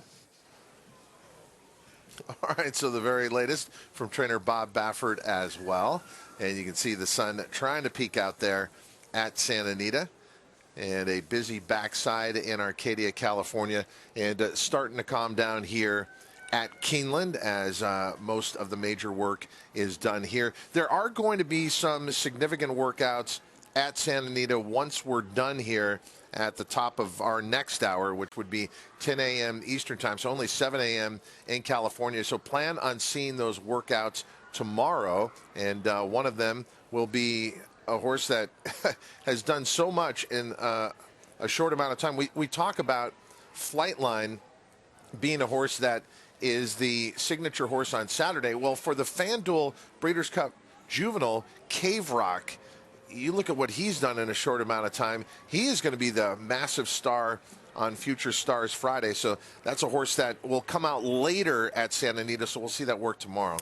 Yeah, to me, what Cave Rock's biggest sort of eye-opening weapon is the way that he accelerates at the end of his works, or his races. He's out there and he's, you know, able to rate, he's able to be on the lead, but then at the 8th pole, he kicks like a turf horse on the dirt, and he's a young horse. I mean, he's just an overwhelming talent is Cave Rock. But I've been at Santa Anita the last few weeks. I'm really looking forward to the work that we're able to show tomorrow that's going to happen after the show today. His work two-back was monster. I mean, if you have a chance to go take a look at XBT FDTV. Look back to, I think it was October 17th.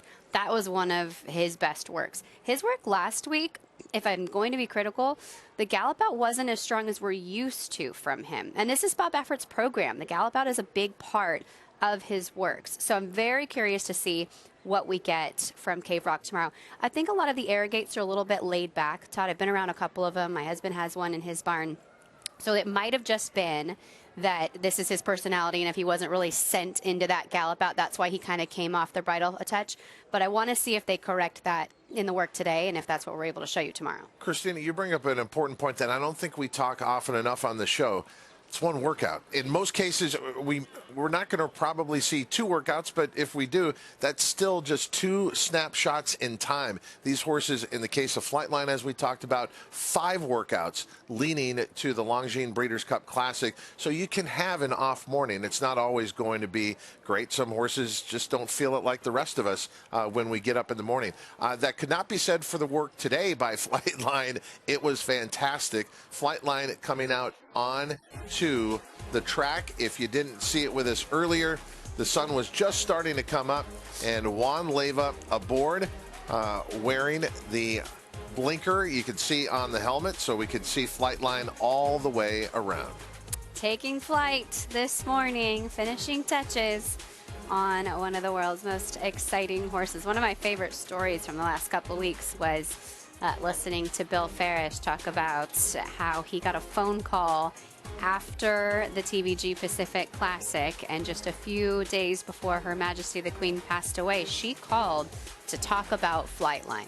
This is a horse that has global reach, that has global interest, that has global impact, and this is how good he is. And we know from over the years, just watching, Her Majesty's participation at Royal Ascot and in racing, how much of a passion it was for her. I think anybody that's a fan of horse racing is interested in this horse. What's he going to do? You want to see that devastating performance, and we were lucky enough to see it in the TVG Pacific Classic. I mean, I was at stars in my eyes watching what he did out there by 19 1/4 lengths with the Dubai World Cup winner behind him and a group of Grade 1 horses. Yeah, could he run the fastest Breeders' Cup Classic? Most think he could on his way to victory, and then ensure also a track record. Out at Santa Anita, Taiba, he has been on the fast track ever since he broke his maiden, and only his 3rd start, he was already in the Kentucky Derby. Bob Baffert has always known just how talented this horse is, and Michelle is right out there up close as he begins this work. Christina, since you guys were talking about works and the frequency, it is worth noting that Taiba has worked every 5 days since October 14th. So he worked the 14th 5 furlongs, the 19th 6 furlongs, the 24th 6 furlongs, and then today he'll work 5. Even for a program like Bob Baffert's where they drill horses continuously, that is a really short time in between. He is making sure this horse is going to be super ready. We know he's a lackadaisical and half careless workhorse, so this could just be to make sure they have plenty of bottom in him as he goes to his biggest test yet. Mike Smith will be aboard Taiba, and he has every confidence in this 3-year-old, the son of Gunrunner out of the Flatter mare, Need More Flattery, bred by Bruce Ryan here in Kentucky. You are watching live Taiba out at Santa Anita, literally under the cover of darkness as the sun is trying to rise up above those San Gabriel Mountains. But Taiba having his final workout before taking on Flightline, Life is Good, and others in the Longines Breeders' Cup Classic. And to Michelle's point, part of the Bob Baffert program, as we talk about it, is these fast workouts in between races. So it's literally races between actual races. It is. I think the horses in Southern California are some of the fittest horses in the world. And Bob Baffert's style of training has had an influence on American racing. If you want to beat him, you need to be fit. You need to have a horse that is equally as fast and equally as fit to compete. And the communication with exercise riders by the walkie-talkie, wasn't that really Baffert early on, and then everyone kind of followed suit with that? I think so. I mean, having just that radio that he's had and you know, in communication back and forth to the riders. I remember my dad, when he was riding, he was also very active in the morning in terms of breezing horses. He had a very good clock in his head, but he had also MacGyvered this stopwatch to his wrist and then somehow had this little, like, pulley system on it on his thumb. So he could, as he had the reins in his hand, wiggle his thumb and it would hit the stopwatch so he could see the splits. So he was hitting every time out there in the morning. That was before you had walkie-talkies back and forth and the trainer had the radio right there to tell you what to do. Yeah, necessity certainly is the mother of invention, and it's almost like we're watching two coal miners out here as the lights are on the helmets of the exercise riders as Taiba being taken through his last major workout before the Longines Breeders' Cup Classic. And as is the case almost all the time, the Baffert horses working in company. So I think that's, gosh, it's hard to tell. I thought for a second we saw another horse kind of in front of them that they were going to have to pass and circle around. Wanachoa is on the outside and right now in the middle. So there was another horse. This is not one of their workmates, but now the two Bafferts are holding the rail and along that space. So Taiba is in the middle of this group. Wanachoa going to go ahead and pull his stick through to the left-hand side. You see, he's got to ask him. You got to kind of push on this horse.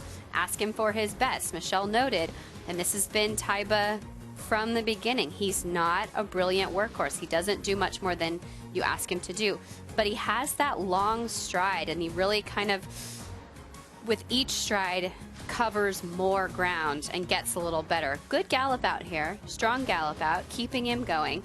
This is not one of those works that's going to blow you away, but this is Taiba. This is what he does. This is what he did going into the Pennsylvania Derby. He was a 3-length winner that day. He's come back with those works 5 days apart. Bob Baffert leaving no stone unturned. They are going to have this horse very sharp. In addition to being fit, with a horse that's a little laid back like this, they want him to be sharp coming into the Classic. So representing the 3-year-old crop against their older counterparts in the Longines Breeders' Cup Classic. You got the Kentucky Derby winner, Rich Strike. You got Taiba, who's come to hand. And then you've got Epicenter, who right now is the leader of that division, I think, in most people's minds for the Eclipse Award. And as pointed out by Joaquin Jaime, we have not seen a lot of the Steve Asmussen horses based on the timing. It's just the time of the show. We will see Epicenter very, very soon. Where do you think these 3-year-olds rank up against the older horses? I think it's a good group of 3-year-olds that we have this year, but I think this is, as you say, a generational group of older horses. I mean, in any other year, we'd be talking about Life is Good as a super horse coming into this Breeders' Cup. You might be talking about the distance a little bit, whether or not he wants to get it, because that's still a question mark for him. But the presence of Flightline, the presence of Life is Good, 3-year-olds do need to improve. Epicenter, to me, I would agree, is the leader of the division. And I'm interested in that he's been sort of kept in secret to this point. I want to see what we get from Epicenter in the work tomorrow. Steve Asmussen has all the faith in the world in this horse, but he's training him up to this race. So this is a little bit different than what we're seeing from the other 3-year-olds that have had some more recent races under their belts. Epicenter didn't miss a beat earlier. He went all the way through the Triple Crown. He's definitely going to be fit and ready to fire, but he needs to come with his career best, and maybe that's what Steve Asmussen's trying to do, trying to train him to another peak performance. You were talking about the wonderful job that Amelia Green did with Life is Good earlier when we watched that last workout here. Standing by with Amelia Green is Andy Biancone, and I'm wondering if her arms were pulled out of the sockets there, Andy. Yeah. Todd, although Life is Good is very strong, what she has here you can't buy from Walmart, and that's good hands. That is stronger than any amount of muscle. But anyways, Amelia, just reflecting on the work this morning, I know that was Life is Good's, those scooters, last work going into the Breeders' Cup, but that was also your last work on him forever. I hate to say that. I want to cry, but can you just walk us through some of your emotions? Obviously, I'm very proud of what he's achieved, and I feel very lucky to have been along for the ride with him. And I'm thankful for the place he's took me, and I'm very happy to be here with him. I'm very proud of him for what he's achieved and how much he's relaxed in the last year and a half. Yeah, I'm just proud of him. How much has he changed from the day he arrived in the Pletcher barn to today? He's just matured in every way, physically, mentally.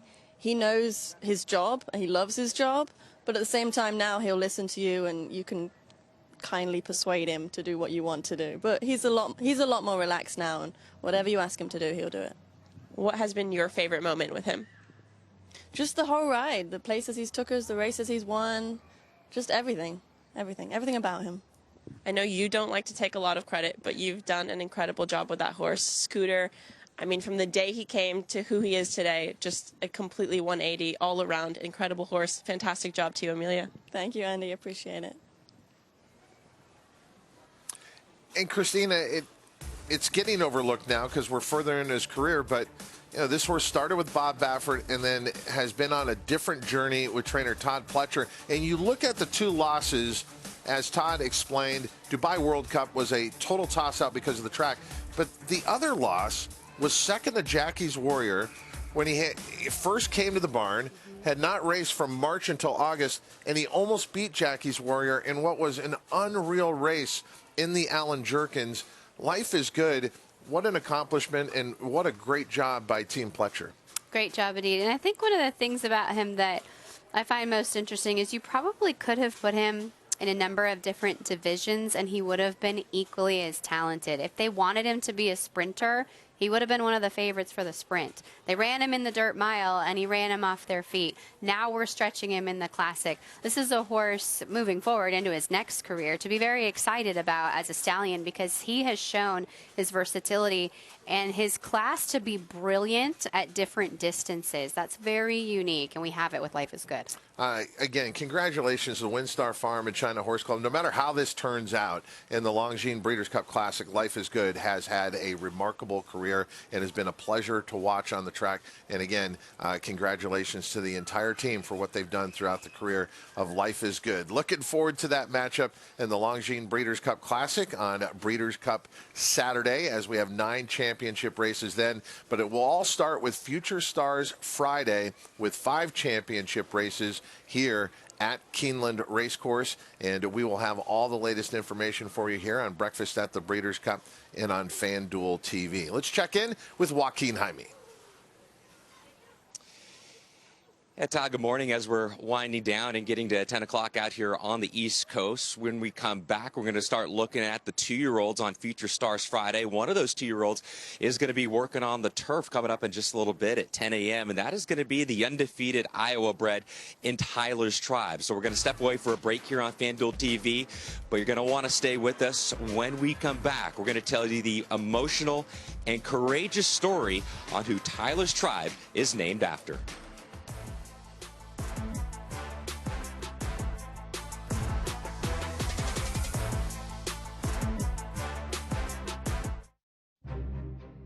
This is a Kentucky Thoroughbred. This is a Kentucky-built Powerfoil industrial fan. Like a Thoroughbred, it too delivers unrivaled performance. And while they both run with purpose and pride, this one runs to keep your workforce feeling cool and comfortable. Powerfoil, the best-selling big fan in the world. BigFans.com. Exceptionally engineered.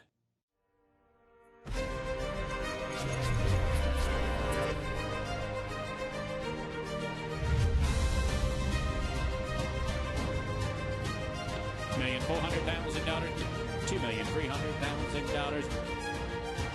Right here, give it a bite. $1.5 million. Thank you. $1.5 million months away. Thank you. $1,200,000. $1,150,000. $1,050,000. Thank you. The best 2-year-old by legendary sire Quality Road. Hit it back. $1.5 million. Very, very impressive debut. Cantering home. Could not have been more impressive. Coast to coast in the American Pharaoh. He's the real deal.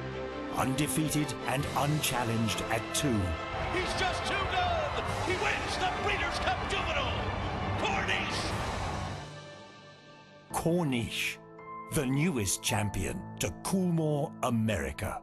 Union Rags, proving Lane's End's tried and true stallion making formula. A formula that leads to success for our partners and our stallions. He's a leader in his sire crop by graded stakes winners and grade 1 winners. He's a commercial standout with multiple $1-million sales and a 6-figure yearling average. And with 4 full books bred at $50,000 and $60,000, he has even more exciting progeny in the pipeline. Union Rags, a stallion that stands above the rest. Trade Storm to win the Rico Woodbine Mile. She's going to do it. Simple Verse has won the Ledger. Slate next spear and Sheen Murphy get through and have won. It's getting really tight. The star of the season, drawing line in the purple cap. Kamiko the far side of him. Kamiko's won. Feel them in line. Mongostine has just won it with Mosse. Ocean Road after going to Vegas. Ocean Road.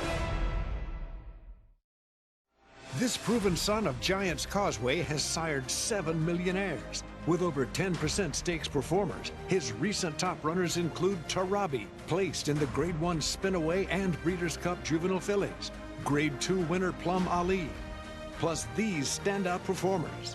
It's Bushido coming down to the wire in the Ontario Racing Stakes has run them ragged. A proven value sire, First Samurai, standing at Claiborne Farm.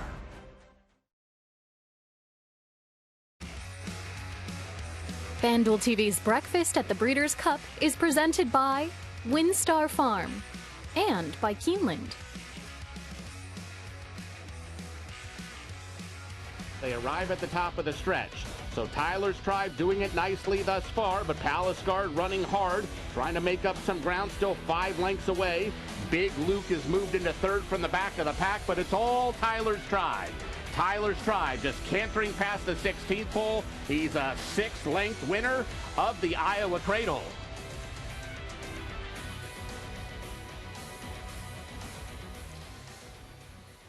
Well, in the Breeders' Cup this year, there is an undefeated horse who is a perfect 5 for 5, who's won his races by a combined nearly 60 lengths. You would think I'm talking about Flightline. I'm actually talking about the undefeated Iowa bred in Tyler's Tribe. He's going to be running on Future Stars Friday in the Breeders' Cup Juvenile Turf Sprint. Here's more on his journey off the racetrack on what Tyler and his tribe have had to go through in the last 24 months.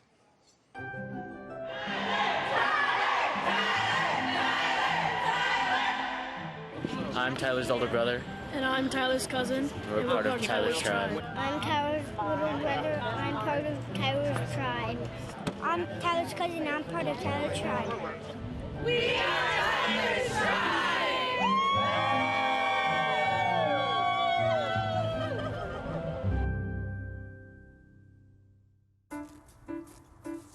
I didn't have any aspirations of buying a horse. But I pulled up the videos and the photos of horses that are going to be in the sale, and I saw the horse who is now Tyler's Tribe. What I loved was his size, his conformation, but I really needed somebody a lot smarter than me, so I called Tim. I saw the photo, I said, this horse don't look like no Iowa bred. Tyler's Tribe looks like a Kentucky bred. He was just outstanding. I ain't seen a horse like him in a long time. He called me back, he goes, wow, you're right, this is quite a horse. And that day we agreed, yeah, let's try to buy this horse. A couple days after I bought it, I turned to my wife, Polly, and I said, what do you think, Tyler's Tribe? She goes, wow, be perfect, because got a grandson, as you know, who was diagnosed with leukemia as a 6-year-old. He had some tough times.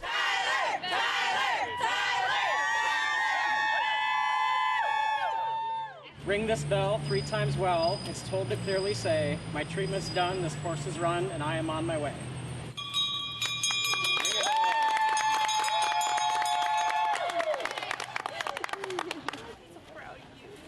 I've been through cancer for about 2.5 years, and I beat cancer. He's the most resilient kid ever. In the beginning, we were in the hospital for almost 6 weeks. He had countless surgeries, and he took it with a smile, and it just kept on fighting and never gave up. It's been a journey. Yeah. It has. Yeah. And it's absolutely a day we've looked forward to. And the tribe has been with him every part of the way. His mother, my daughter, started a Facebook called Tyler's Tribe. It became big. It was amazing, the following, and that whole following has taken off now, and they come to the racetrack, and it's huge. And it's all Tyler's Tribe. He's putting on another show tonight. Tyler's Tribe remains undefeated. Tyler's Tribe just cantering past the 16th pole. The last race that I run him in, the Iowa Cradle, he needed to win that race and win impressive to come to Keeneland. And he is 5 for 5, so he's done everything more than we've asked him to do. He does it with ease every time. Tyler loves having all those people and being with all those people at the racetrack. He understands that what it's all about, and he understands it's also about leukemia. He understands why we named it, understands the whole thing. And when we announced to the tribe that we're going to the Breeders' Cup, they said we'd never miss it. So we got a lot of people from Iowa coming to the Breeders' Cup.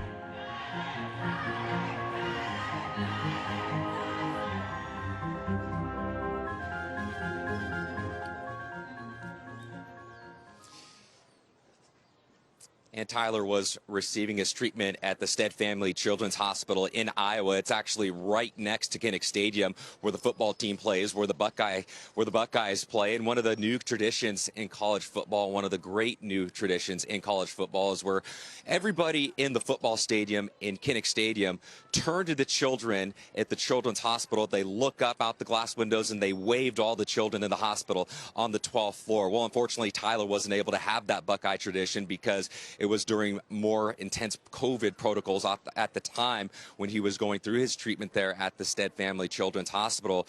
But Todd, not everybody of his family and friends and part of the tribe were able to be there on bell ringing day, which just happened for Tyler. That was just the other day on a Monday on October 24th. And I was told over 250 family and friends were actually at Tyler's Tribe's last race at Prairie Meadows, and the family expecting another huge turnout for Tyler's Tribe when he runs in the Breeders' Cup on Friday here at Keeneland. Yeah, whether Tyler's Tribe wins or loses, it's not the point. He is a winner already with the attention he's brought to this very serious disease and to a very special young man, and really everyone pulling together there with Tyler's Tribe. What a special boy. I hope we get to meet him just after kind of learning more about his story. Good luck to the connections and to the horseman that spotted some brilliance in his horse from the get-go. You know, there's so many parts of the story. They're kind of weaving themselves together, and there's stories behind every horse. We talk about it all the time, but some definitely pull at your heartstrings a little more so than others. I think we'd all be very happy to see Tyler's Tribe win come Friday. Only the second Iowa bred to compete in the Breeders' Cup. Go Hawkeyes. Go Tyler's Tribe. Okay, the juvenile as part of Future Stars Friday. Taking a look at National Treasure out on the track for trainer Bob Baffert in company, and is the horse to the outside. National Treasure is a horse that has run twice so far. He broke his maiden first time out with blinkers on, and then Bob Baffert elected to take the blinkers off for the American Pharaoh. He ended up a solid second behind his stablemate Cave Rock. Cave Rock was the winner by 5 1/4 lengths. This guy is a son of Quality Road. He's out of a Medaglia d'Oro mare. He's coming up to the outside of his workmate in here. And I'm just curious to see, no blinkers today. Does he put him back on? It's so dark, I can't quite tell. I was listening to Bob Baffert talk a little bit to Juan Ochoa in the last couple of weeks. Yeah, I think he does have some on. I could tell he was kind of flirting back and forth with the idea of whether or not to put them back on or not. I think Bob feels like he hasn't gotten the best of this horse in the afternoons. Look at that gallop out, too. I mean, he looks good out there. I think he's still trying to find the right recipe to get what you just saw translated to the afternoons with this horse. And Michelle, you is with trainer Bob Baffert. Thanks, guys. I am joined by Bob Baffert. And Christina, you are right. He did have on a set of blinkers today. Bob, why'd you put the blinkers back on? Well, he'd been working with blinkers before he ran. I took him off for the race. I didn't want him to get too aggressive. It was his first time without him. I wanted to see how he reacted. He broke a little slow, you know, but he has a lot of speed, and I didn't want him to get into a speed duel. I want him to learn how to relax, and I think he got a lot out of that. And so today I breezed him with just a tiny little blinker, just to keep him a little bit focused, and he sat off. It was perfect company for him. The Carmel Road's a nice horse. Sat off of him. When he asked him to go, he picked it up. Was moving beautifully there at the end. And I think he went 59 and change out, 11 and change. So It was a nice work. You know, you want to see that going into it. I've always been very high on this horse. I wanted to run him in the Breeders' Fraternity. He didn't have enough money to run there, so I had to take my other team in there, so it didn't work out. But he looked good. I mean, if going into the Breeders' Cup, there's no excuses. You know, he has to ship well now and everything. Now, just really quickly, want to touch on Taba. What were your thoughts? Is it hard to judge him because he is such a lackadaisical workhorse? He is a very he's just going to work as fast as his mate. All right, and he worked with Messier, and they went off a little slower, but they went well, and they went out 7/8 and 26, but they came back really well. I mean, Taba doesn't take a deep breath. The 5 days, 5 days, 5 days, 5 days. Tell me about it. That, don't you? I like it. It'll be in my book someday. All right, guys. I got that from Charlie Whittingham. Charlie Whittingham giving Bob Baffert the look of the Eagles to the white-haired genius. Sometimes it works. And remember, Cave Rock is working later. You'll see that workout tomorrow. And as we close out this edition of Breakfast at the Breeders' Cup, I want to say to you, Christina Blacker, I'll go with you anywhere. Great work today. Thank you. Great work. Appreciate it. We were missing two of our colleagues. We want to wish them well. Rest Simon up. Bray, sick. We can't wait till you're back here. Just get better, as well as Scott Hazelton. But to our entire crew, thank you for spending this morning with us. Breakfast at the Breeders' Cup. Birds on a line, but it was all about Flightline, your heavy, heavy favorite for the Longines Breeders' Cup Classic, and a large crowd gathering to see him. We hope you enjoyed our coverage. Breakfast at the Breeders' Cup, brought to you by WinStar Farm and Keeneland Racecourse. So much more coming up, leading to 2 championship days of racing, November 4th and November 5th. What a day on Breakfast at the Breeders' Cup here on FanDuel TV. Make every moment more.